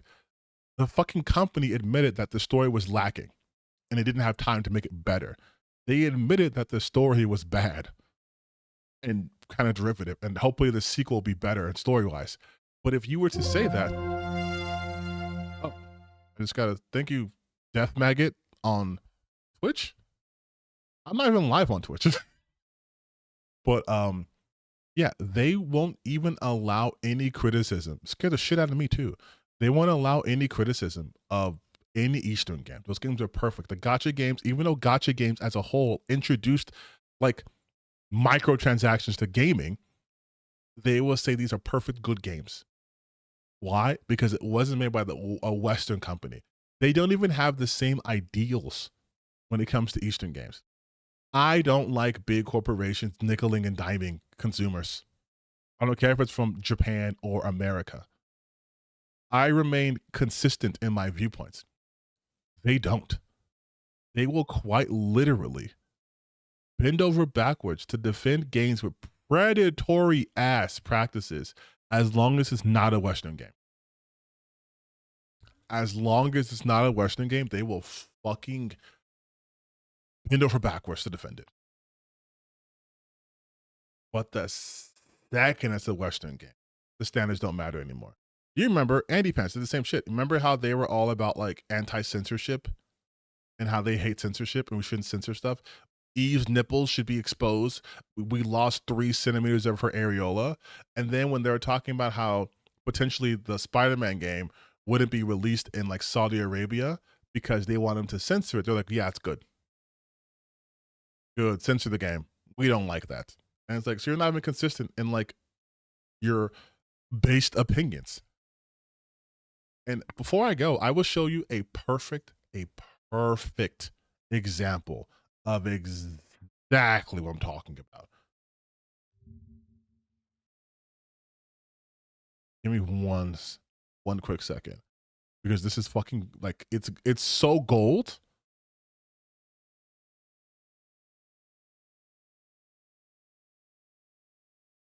Here we go. This is it. This is one of their thought leaders. This is Grums. Grums, July 8th. I trust Flash. Superman is good. Superman was great. Nothing woke, and the immigrant thing is BS. It's a fun cop movie and unapologetically so. Drums, July 9th. I trust Neurotic. Superman's a total disappointment. We now have the Heisenberg movie. The movie exists in a state of superposition between sucking and being great. Because Neurotic wrote, Superman was not woke and a total disappointment. Now, some people might say he's just doing a thing that everyone online is doing with being it's good and it's bad. Here's the difference though. The people who are like, the hashtag is like either the gun was loaded or the gun was jammed, right? So there's people who are making different posts, but it's the same person making it, and they're not quote tweeting people. They're making their own posts, so they're playing both sides. He is quote tweeting these guys because he's trying to get traction. Because at the end of the day, for Grums, it doesn't matter if the movie's good or bad. It's how he can profit from it. And that is the same mentality all these grifters have talked about have. It doesn't matter about the actual quality of what they're talking about. It doesn't matter about the truth of what they're talking about. As long as they can profit from it, that is the only thing that matters. Ghost of Yote hasn't come out yet. Well, shit, it must have it's a girl boss with a fucking lesbian, so, and they're going to be toxic males, and you're going to get sermons about toxic masculinity. Do I have any proof for that? Don't need proof. I said the buzzwords. And then my echo chamber will get louder. Doesn't matter if the game is good or not. Because the games that they said they're going to do shit and they didn't do shitty, they fucking don't talk about them. It's just like in my Nerdrotic video, we're talking about, funny how he didn't talk about Sinners. He talks about how everything goes woke, goes broke, but Sinners, nothing. Right? It's because for these guys, the only thing that fucking matters is that at the end of the day, they can make money off of this. And all of them have the same origin story. At one point, they cared about video games. At one point, they wanted to show their passion by creating a YouTube channel to discuss either hidden lore or retro games or games that made them who they are, something like that. And they didn't get the views. It didn't pop off. And then they were like, this character is black. Why? And that got 100,000 views. And that's just who they became. And I know that's true because literally all of them are doing the same thing. You saw me type in Ghost of Yote, and then the first thing we saw was the actual state of play. And then the second thing was Veridar talking about how the game's bad. Right? That's what they do. They find a game that they know people are excited for, and they shit on it. That's it. They find a game people are going to be excited for, and they shit on it. Literally. Like that's their whole fucking, that's their whole game plan. They find a game people are excited about, and they shit on it. And there was a game they can't shit on because it either comes from a different country, then they glaze it. But they only glaze it in comparison to talking about Western companies. That's why they're all talking about like Expedition 33. I fucking love Expedition 33. I think it's a fantastic game. But I can talk about it in terms of the game itself. They talk about this shit in terms of how it's not like the other Western slop games. And we'll just ignore like, you know, Cyberpunk, fucking The Witcher, because those are also Western games. But they're like, no, that's different. Because that's from Poland, and Poland's not a Western game.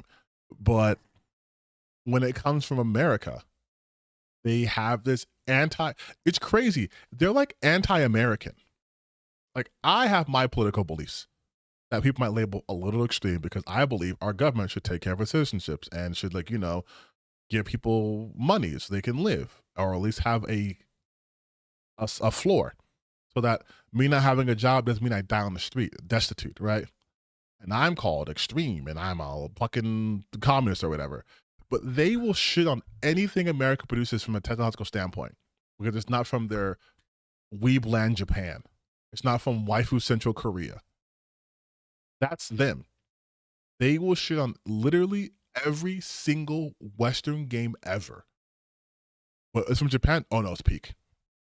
Peak can't beat it. Sorry, it's from Japan. It's from Nihon. It's from Japan. It's just good. No matter what, it's just good. Oh, this game was made in California? Oh, it's bullshit. What's this game called? Spider-Man. Ah, it's woke gay garbage. Even though most Japanese games have some of the gayest shit in there, where do you think the terms Yuri and Yaoi come from?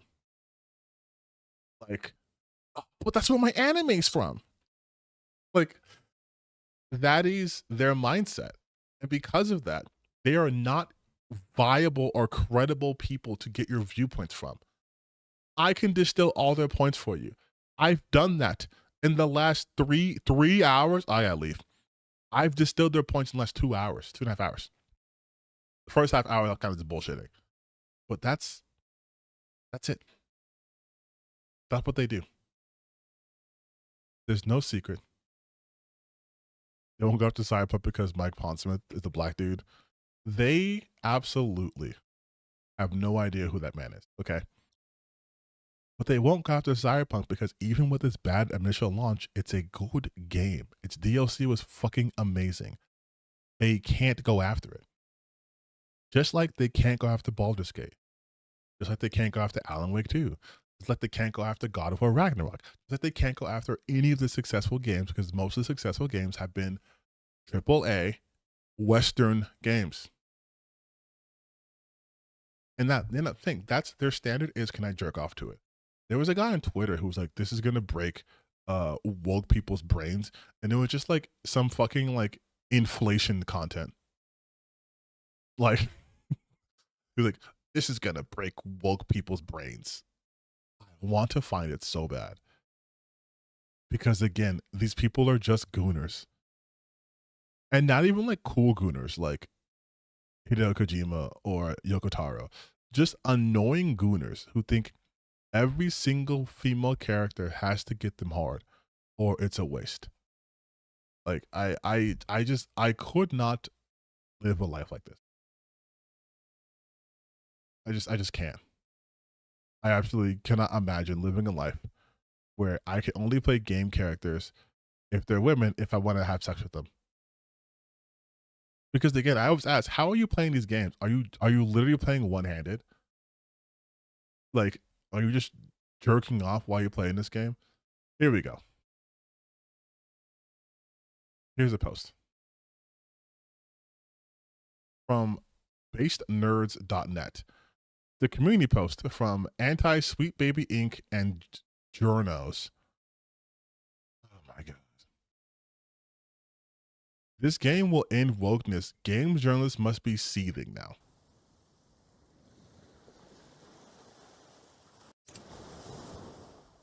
Anything about gameplay? No? Interesting. What's the game called? Horizon Walker. So he didn't even put the fucking title of the game until someone asked. So hey gang, let's look up Horizon Walker. Oh, this game has already come out, you say?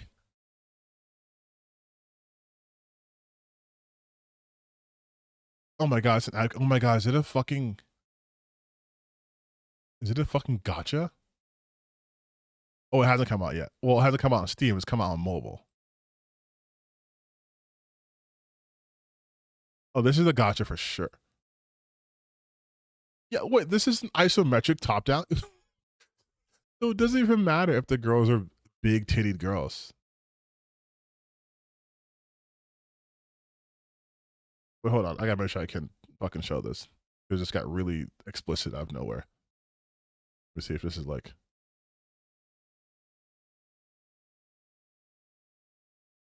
Oh, it's a Guna game.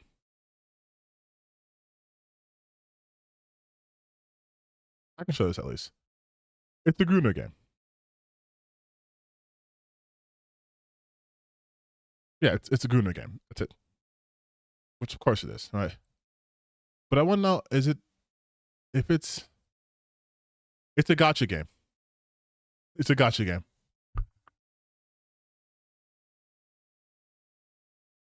Congratulations. It's a gacha. Congrats. It's just another fucking gacha game. That's it. That's the shit they. It's like, falling for this is Dead or Alive. Right? Do you guys remember the Dead or Alive like beach volleyball, like that game? That was the shit they were doing when you were 13 years old. These guys are in their 30s and they're like, oh yeah, dude. This is what that's not gonna make my dick move. I'm sorry. Maybe because I've been with real women, but like titty physics, okay. You guys just see me playing Stellar Blade. I wasn't, oh, let me finish just jerking off. It's like, no, I'm just playing the game because I like the combat. Like, why are we allowing these people even a fucking voice, man? That's been my whole thing, man. Like, why are we even allowing these guys to have a say? Like, they don't even know what the fuck they're talking about. Exactly. My point, I was making the point too. They never talk about how much they like something. It's always owning the libs. That's it for them. This is going to make games journalists mad. If you think so little of games journalists, why do you give a shit if they're mad? Why do you give a shit if they're mad? Dead or Alive's popular with women? I'm sure it is, but I'm saying like their appeal for the Dead or Alive franchise when it went to next gen was bouncing titties. That was like the Xbox 360. A lot of Japanese games was just bouncing titties. But like, if you don't care about a games journalist, you're saying they're worthless, their opinions are dog shit, then why do you care if they're mad about this or not? Like, what does it matter? I'm not gonna be like, you guys, I'm gonna put this sign up here and it's gonna make racists mad. I don't give a fuck about what racists think about. Like, it doesn't cross my mind. My life is not predicated on, am I gonna get these people upset? I don't buy video games or play video games because, oh, it's gonna make a certain group online really, really mad. The shit is $70. I'm not gonna fucking waste money to make someone mad. Which is why I didn't waste money to play fucking Andy Pants game. It just wasn't worth it. I had other videos I was gonna react to on here, but I think those two were good enough. Maybe next week. I'll keep these safe for next week. And we can watch less brain rot. Okay, that's a lie. We're gonna watch more brain rot, but I will balance it out better. It's fucking 12:30, so I need to go eat. I went to the gym earlier. You guys want to see what I did at the gym? Of course you do. You guys like me. I'll show you what I did at the gym earlier, and then I'll leave. All right, so here we are at the gym today. Now, mind you, my right shoulder, isn't doing too well right now. I don't know why. Possibly arthritis. But here's what we did. This was me at the beginning of my workout. I said, fuck it. So this is 315.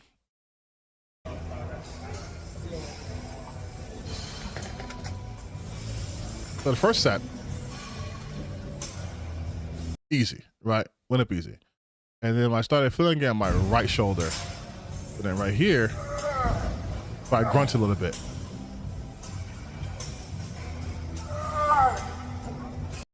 I don't have a spotter because I think the thrill of death makes me stronger. But had my shoulder not been fucking up, I could have probably went up to like 325. I haven't maxed out in a long time. But I did get it 3 times. Those count. Those count. That's how you build up like this. That's how you get this. Me looking disinterested. But yeah. That was me doing 315.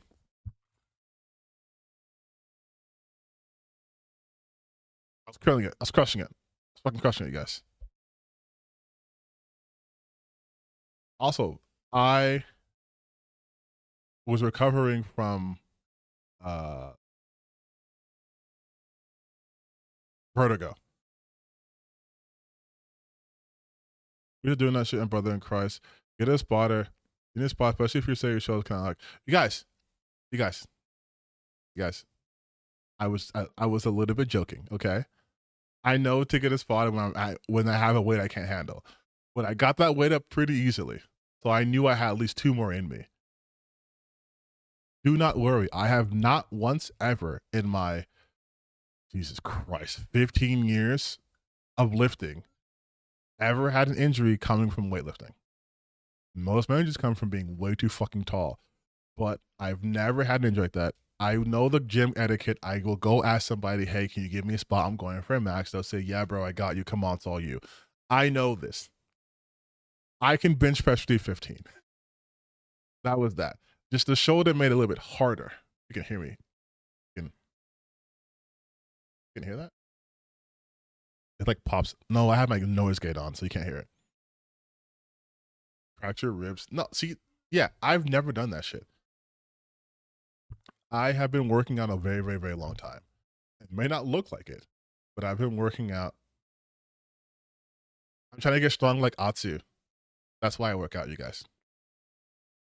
Also, I will say it is super funny though, whenever I talk about like how these guys are being super misogynistic against like Alyssa or people in the gaming industry, they're always like soy boy simp, and I'm like, if we're gonna play the like misogynist game, like if we're gonna do that, I am 6'9", 308 with a beard, and I'm pretty strong.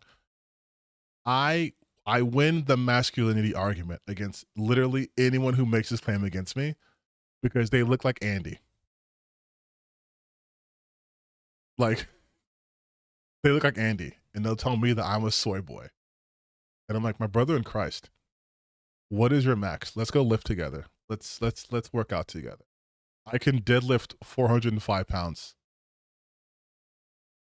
And that's not even my max. I'm like, we can just work out together. And like, that's why it's so funny to see them like act all tough online. I'm like, well, we both know if you want to go again, the misogynist, typical masculine route, I am way more masculine than them. Fucking this shit. Oh, look at those delt work, okay? We're getting a little bit. This is the testosterone hour of the stream. I'm fucking. This isn't even a pump, bro. Arms are huge.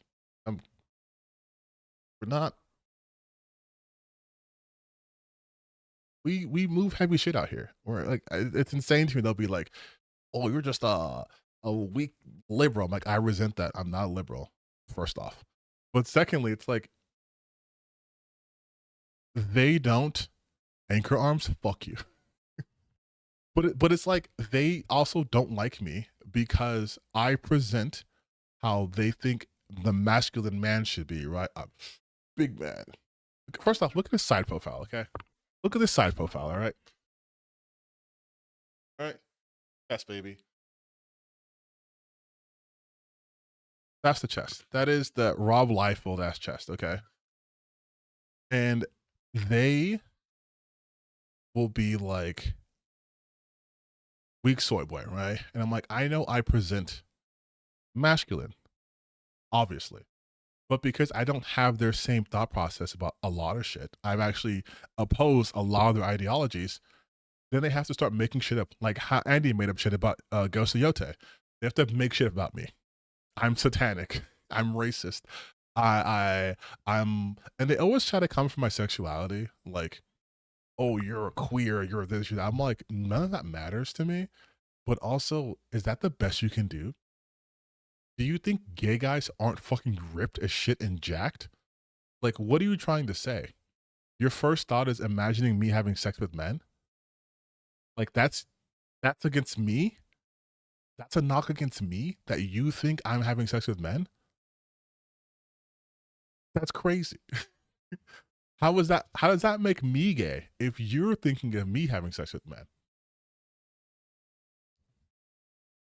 You're upset that there's more women in video games and you're calling me gay. Like, make it make sense. Make it make sense. You saw Andy's video. Well, I'm the reason why games aren't masculine anymore. Not because people like Andy want no women in games. Hey, I don't know how to break it to you, but if you only want masculine buff men in your games, you probably, again, it's 2025, but you probably like men. Like me personally, men aren't my thing. But when I see games only play as women, I'm like, okay, cool. There's women I can play as also. But to be so mad that women are in games to that degree, where you make a whole video where you lie, just my favorite part by far, by the way. I have to play this again. I have to play this again. I'm sorry. It's just it was too good. Another year. It was too fucking good.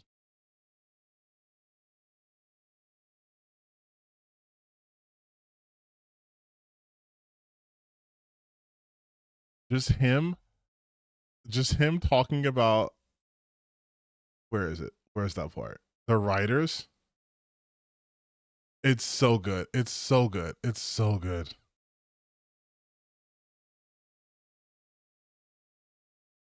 It's so good. Just to be like most gay abortion of a game ever. They hopped over to work on Ghosts of Yotei. Courtney Woods, a woman, and John Dombrow. These like he has such a hatred for women. Right?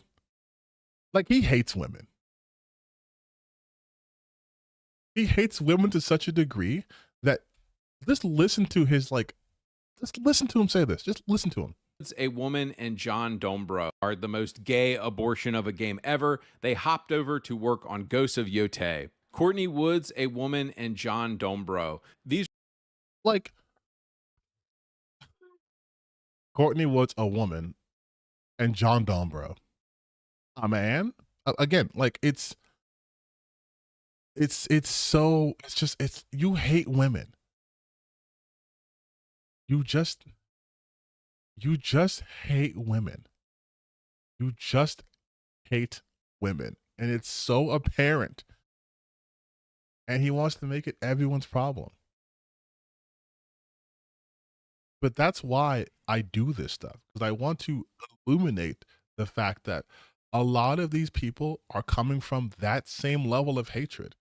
They may not admit it, but look how they get every single time there's a game announced with a woman in it. It's the same marching point. It's the same fucking tagline. Girl boss, DEI, lesbian, woke. The same shit all the time. They hate women. They go like, oh, but we want girls with big T's. No, you don't want women in your games. You want avatars that you can imagine having sex with, because you hate real women so much that if a woman even smells like she could possibly be real in real life, they lose their shit. They lose their fucking shit. Like they are so porn brained that they do not like real women or the proportions. And you want to know how I know that? And it's not just these guys, like, right? Like, it's not just like Andy Pants and these grifters. At this point, it's fucking men. Like, so many straight men just hate women. Like, it's they fucking just hate women. This is a post I saw a couple days ago, and she went fucking viral because people were hating on her so much that it made zero sense. And I was like, there's no fucking way. There's no fucking way.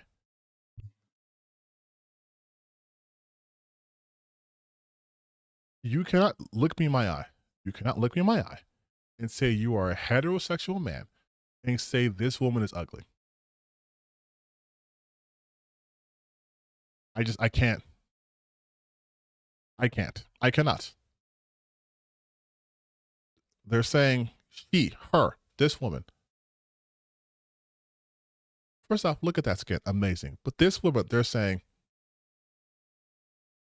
she's not attractive.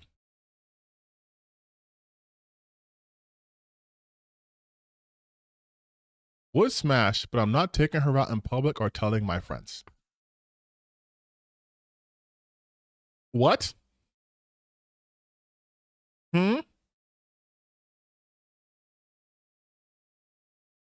Mind you, This is what she looks like. And a lot of the comments, low carb diet, you'll thank us later.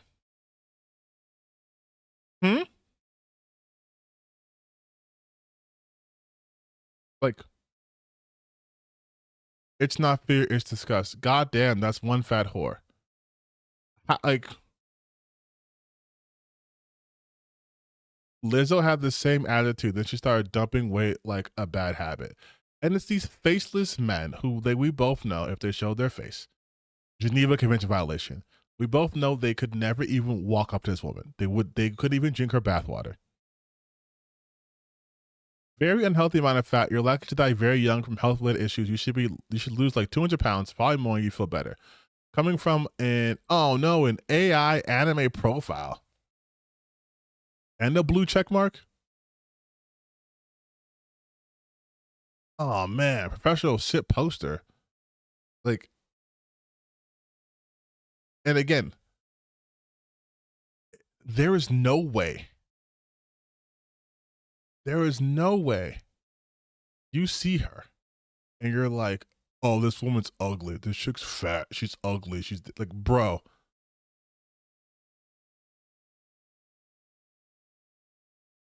Like, I was like, this is insane. This is insane.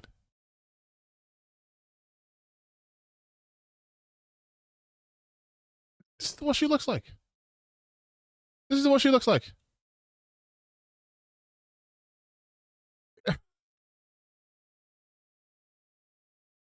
Like, what are we doing?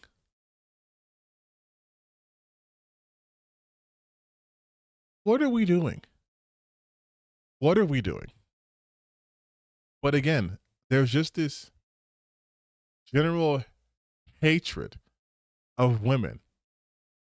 And I don't understand how we are taking these men seriously and their opinions of women when they see a woman who was built like a woman and they're like, she's too fat.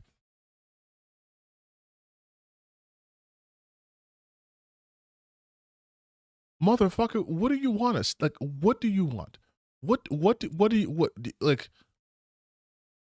You just want giant titties in the ass. You don't know what that comes with?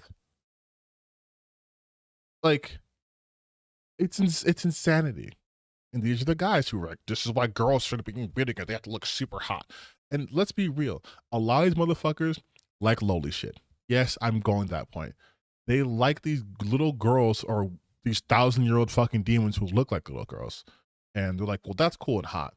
They love the anime girls, but wait, a big fucking curvy woman who looks like a Greek goddess? Can't do that. Can't handle that. I'm a little bitch. Like, bro, like, god damn, man. Holy shit. And that's the same mentality we're dealing with in this space. You're dealing with men who hate women. Like, I can't say this enough. They hate women. They hate anytime women do anything. They hate when women play video games. They hate when women work in video games. They hate when women are in video games. They hate when women are hot on the beach. They hate when women talk to other women. They hate when women have sex with men. They hate when women do anything. And more often than not, they hate the fact that they are attracted to women. They hate being attracted to women so much, and they make it women's problems.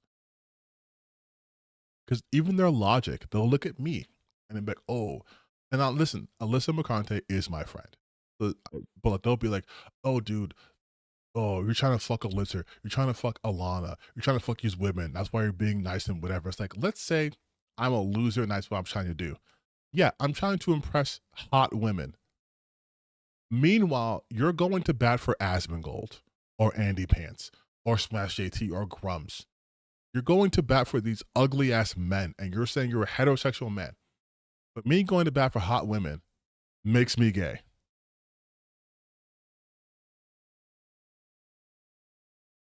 Like, that's your logic? Oh yeah, no, Starro, I can't be nice to my female friends because that's illegal. I can only be nice to men. because if I'm not nice to men, that means I want to have sex with women, which is bad, apparently.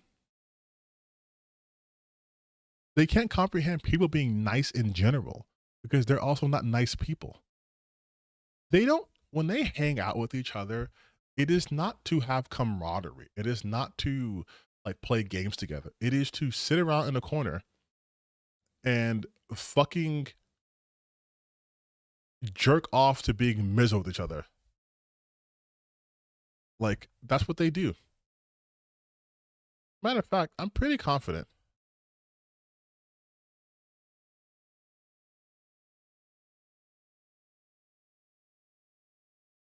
Like right now,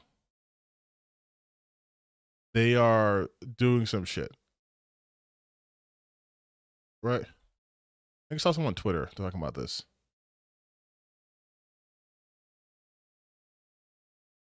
Let me just check something real.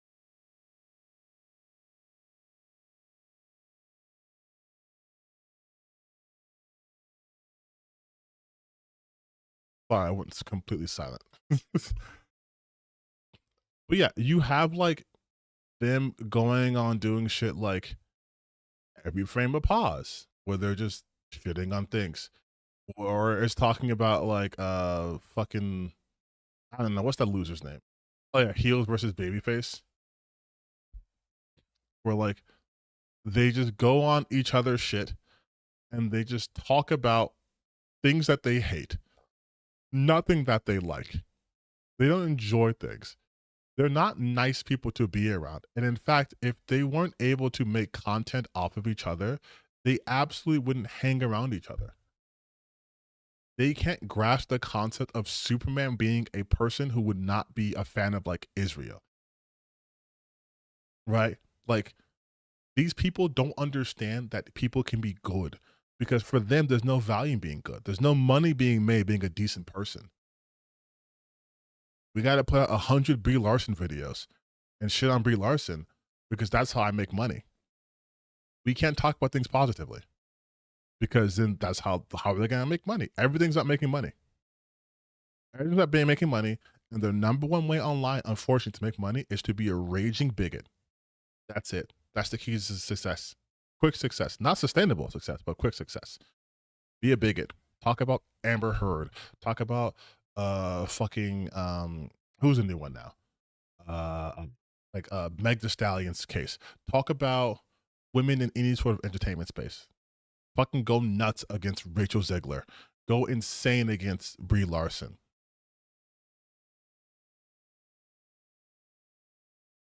Like, that's the secret sauce you got. Just be a raging bigot and you'll get views. Will those sustain? God, no. Or Deborah Wilson. Yep. And those views won't sustain at all. Because if it's an easy gimmick, that means everyone's going to do it. And if you aren't really one of the big dogs, you're going to fall off. In fact, a lot of the big ones, their view counts have fucking plummeted, which is why they're all shifting towards politics. It is misogyny slot. But that's why they're all shifting towards politics now. Nux Taku now is talking about politics. Fucking Asmongold talking about politics. Which means now Tectone's talking about. Rome's just talking about. Like, they're switching to politics, or they're trying to go back to what they used to go back to, because the misogyny gaming DEI well is fucking bone dry. They're not popping off like they used to. Which is what I said would happen, because it's a cannibalization of your own audience. Why would I go to, for example, some 400 channel YouTuber talking about why Ironheart's woke and gay when Nerdrotic and Critical Drinker have already said it's woke and gay? What are you adding to that? Nothing. That's another thing too. They don't add anything.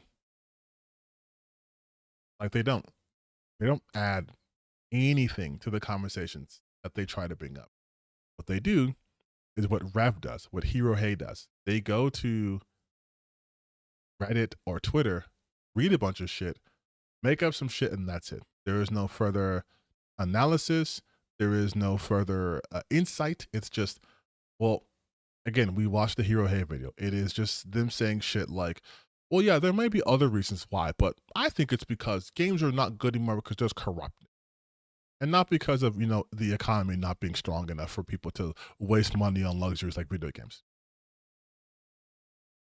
Like it's all the same thing. Tectone gets views, Caleb, because he's a misogynist. And he hits the fuck Hassan button. That's why he gets views. Literally, no one watches his fucking gotcha shit. Like, and this isn't me being like, fucking hyperbolic. You guys know I have to back my shit up. Literally, go look at his. Well, here's his channel right here.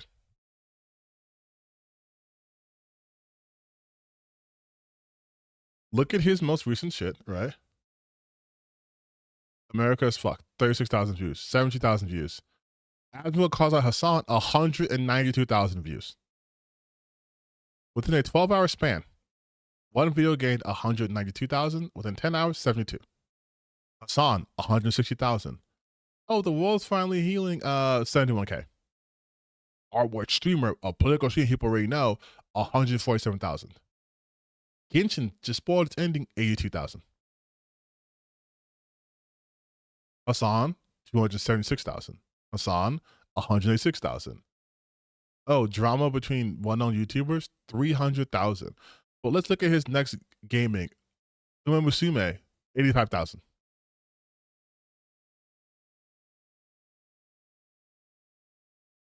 Like, bro doesn't even upload games anymore because no one's watching for that. Hero Games employee leaked Frovola, 97,000 views. His video of Denim's yelling, 400,000. Like, no one cares. This game made me lose my wife, Stella, but like, no one cares about the games he fucking plays. 35,000 views. Oh, Honkai Star Rail got 104,000 views. So Honkai and Genshin, basically. And even then, he barely talks about them. This is about journalists being furious at Stella, but he's not even playing it. Right? He's not even playing the game. He's just reacting to the. Is one that I met. Yeah, he's not even fucking playing the game. He's just watching a goddamn Reverie Says Death video. Like, you get the point, though. There is no profit for him to just be the gotcha game player. Like, that's it. There's no, he stopped after a month ago. There's no profit for him doing that. It's way more profitable to just hit this button. Look at the change. Even if I quick scroll. Let's go older videos, right? Let's go oldest. Oh, what is this? This is the thing I always say happens when people start grifting. At one point, you cared about shit. Clearly, he likes gotcha stuff. But he was uploading shit he cared about. 1,000 subscriber special. Uploading shit he cared about. Did he get lots of views? No. But look at there's passion. He actually cares about it. Even the thumbnails actually had effort into it. And then, pretty fucking soon, so this is him 5 years ago. We're obviously not going to go through his entire fucking list here, right? And then, look at that fucking shift. Holy crap. Does this look like a person who's still passionate about what they do? Or does this look like a person who was like, hey, I can just fucking start grifting and being a React guy? Now, to be fair, I also do reactionary content, right? I'm not saying that's bad, but I at least vary it up. I don't always have Reacts up. I talk about my own shit. I do my own videos. I do my own research. This is just him just reacting to shit. That's it. It's him just reacting to shit, and then him being a drama farmer, and that's it. The occasional Zenless Zone Zero, but completely different. And it's the same story. It's the same story. It's the same story that it always is.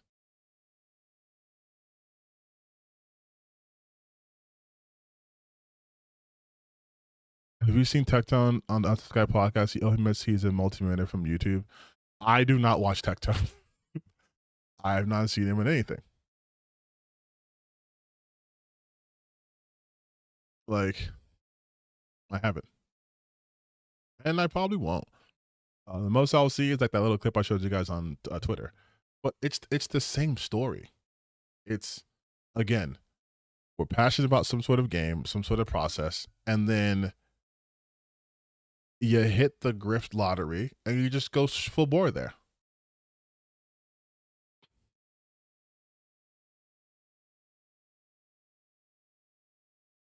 That's it. Like that's literally it. Like it's always the same story, which is why when I talk about them as a whole and people get upset at me, I'm like, when have I ever been wrong about these grifters? When have I ever been wrong about them starting at a point where they actually cared about the content they're putting out, hit the grift, and just produce slop? Like,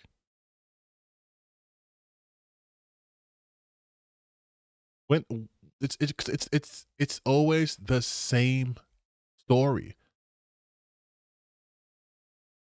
Like, we already know. And again, once you start grifting towards the right, you can be the worst version of yourself. Like, that's just what they do. That's just what it is. But it is, because it's easy. It's so easy to be a piece of shit on the internet. It's so easy that quite literally hundreds of people are doing it a day, a second. We watched 2 videos today. And in those 2 videos, I did more research into the same topic, and mine was a cursory research. Barely did deep sit, but I put more effort into making sure I was getting more accurate information than they did. I debunked Andy's video in literally in the first 7 seconds, and just nope, that's wrong, that's not right, that's wrong, that's wrong, that's wrong, that's wrong. They don't care. They just say shit. They just put shit out there. There is no passion. There is no want to make the space better because they don't have to. Andy can just make shit up. They don't want things to get better. They want you to be your worst version of yourself because when you're at your worst version, you're very easy to manipulate. Look at the comment section. It's just people being the dumbest fucking versions of themselves. Fucking Hero Hey said nothing for 9 minutes and they're like, oh yeah, dude. He started his video talking about how 9,000 people lost their job. We're not talking about it because he just read it.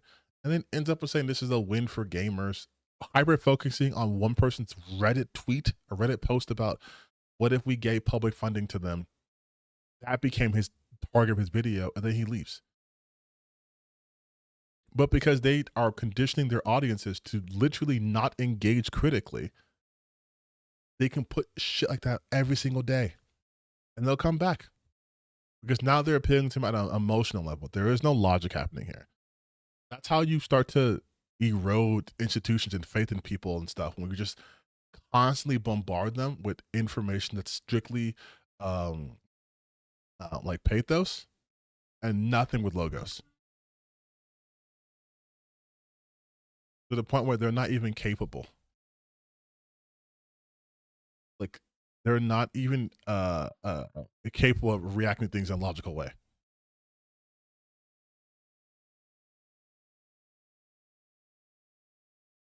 It's just pure pathos. Pure pathos. That's why you see shit and they'll be like, this game wants to destroy you. These companies want to kill you. They hate gamers. They want to end gamers. They want to kill this. Let's end wokeness. They want to evoke these fearful emotions out of you because when the fear is evoked, this turns off. And so every time you watch their video, this turns off and it gets harder and harder and harder and harder to turn on to the point where people like Andy can say that, oh, they had to girl boss and make Atsu, even though she wasn't real, as if Jin Sakai was real. But you guys in my audience understand that because I'm not letting you turn this shit off. So you can peep that, wait a minute, Jinsakai wasn't real either. What are they talking about? And it's an easy debunk. But for their audience, they can't do that because they've been conditioned to be that way. They want you dumb. They want you guys so dumb that they can say that Erika Ishii was on a podcast that doesn't exist. That's how dumb they want you. And that's how dumb they think you are. And to their credit, you're proving them right. Because you had thousands of people watching that, no one checking him on that, and being like, actually, yeah, this game looks woke and dumb. It's cult shit. Guys, it's cult shit.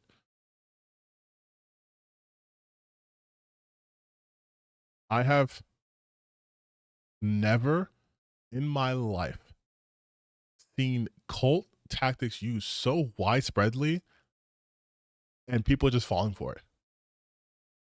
They have the same vernacular. They use the same sort of intonations. They hit the same sort of beats all the time because they are conditioning you to join their cult of fucking idiots. And they will say that no, people like TTBN Gaming, they're the enemies. They're actually in an echo chamber. Meanwhile, I have people in my own comment section telling me how to fucking bench press, okay? But in their comment section, there is no one. There's not a single person who was going against them because they've been filtered out. You go to my comment section, people who actively calling me names. Like, but they will say no. They project. You're an echo chamber. Actually, you guys won't engage with them. Actually, fucking Hero Hey saying that these guys aren't able to think critically, even though that guy succinctly put it as capitalism is going to capitalism. Because in reality, they cannot get out of their own echo chamber. Yeah, it's the same guy. Do you remember when Asmongold was talking about how he was becoming a hateful, worse version of himself? He was saying that because he was getting audience captured. His audience had gotten so terrible that they were actively making him worse. And now he's fucking beyond the point of no return. But like, you've seen it happening in real time. You'll see these people who get checked one time and then say like, fuck it, I'm going to go right wing now. Someone told me that's what Nux Taku did, that he got called out for something and suddenly went full mask off. And it's like, yeah, of course that's what happened. Because they're not capable of criticism, because criticism for them is not, oh, this is a tool I can use to get better. It's, wait, I'm not perfect? Fuck you. I'm going to go to this group that says I'm perfect all the time and great and never wrong. That's why I will always be as honest and truthful people as I possibly can. I would rather get into argument with 90% of my commenters and viewers than have 100% people agree with me. Because that lets you know this is not a hug box. This is not an echo chamber. There are people who have dissenting opinions than myself. And I allow for that. I'm a generous God. Yeah,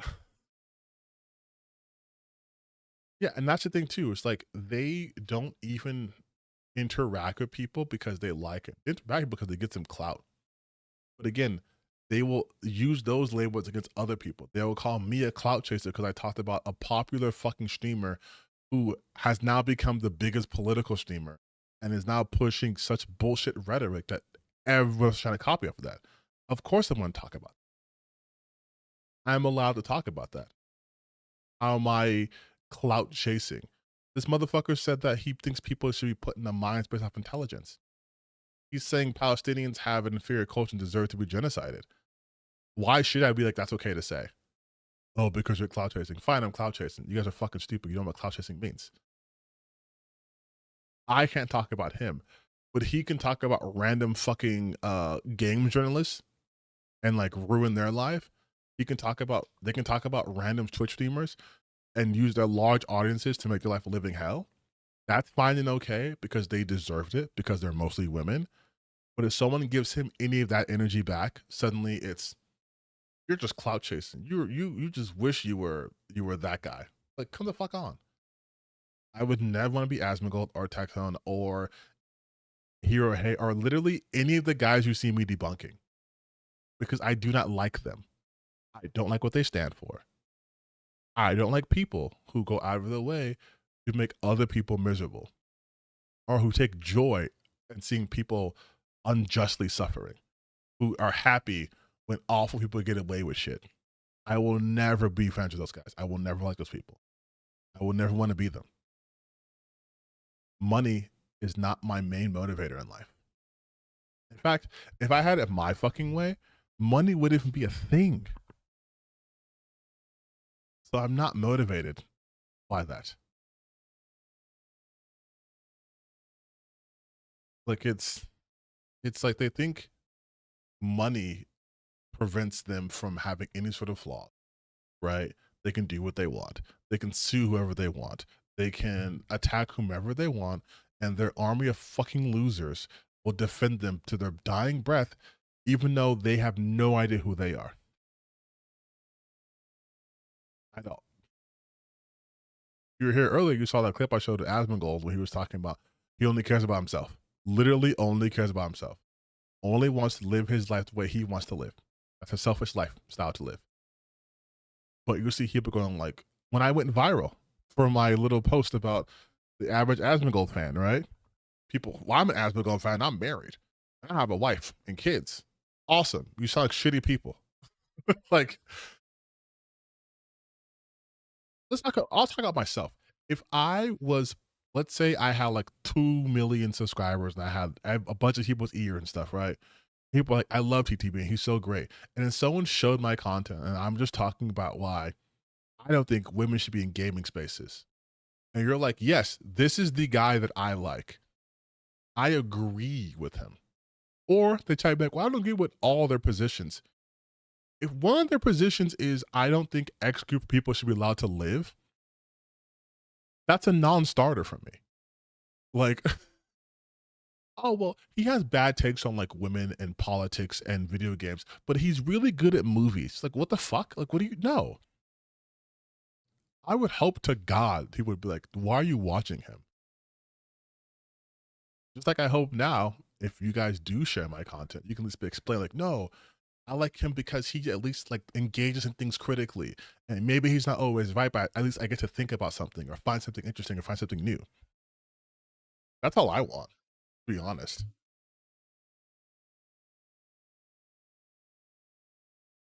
Like all this whole like I'm not ignorant to the fact that yeah, money would help, but like I just when I log onto my YouTube account, for example, I get bombarded by YouTube saying you should do membership, you should do this, you should do that, and I'm like, I don't think it would feel right if I was like, here you guys, and this isn't against membership, but just for me personally, I was like, here you guys, pay me $5 to watch this video that I'm going to release a week or 2 from now for everyone else to see for free. You know what I mean? Like, and maybe that's just me not thinking the content I create is worth monetary value, at least not from people watching it. But I get kind of icked out when I see like these streamers, these fucking anti-woke guys who fucking bombard their audience with like, you gotta pay me a super chat, $10 for me to read your chat. I'll read your chat for $10. Give me money. Give me money. Here's more money. I want more money. And then they're just like, there's just this transactional relationship. I'm not saying I want you guys to be my best friends, but like, I don't want to look at my audience as just like, here's money, give me money, I want money.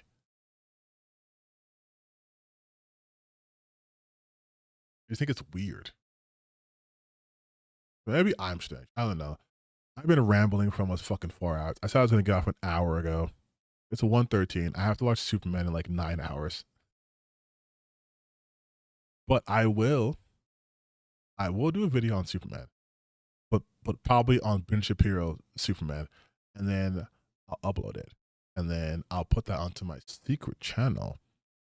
And I already recorded my video about the modern audience. I just have to start, actually editing that, which I good around to.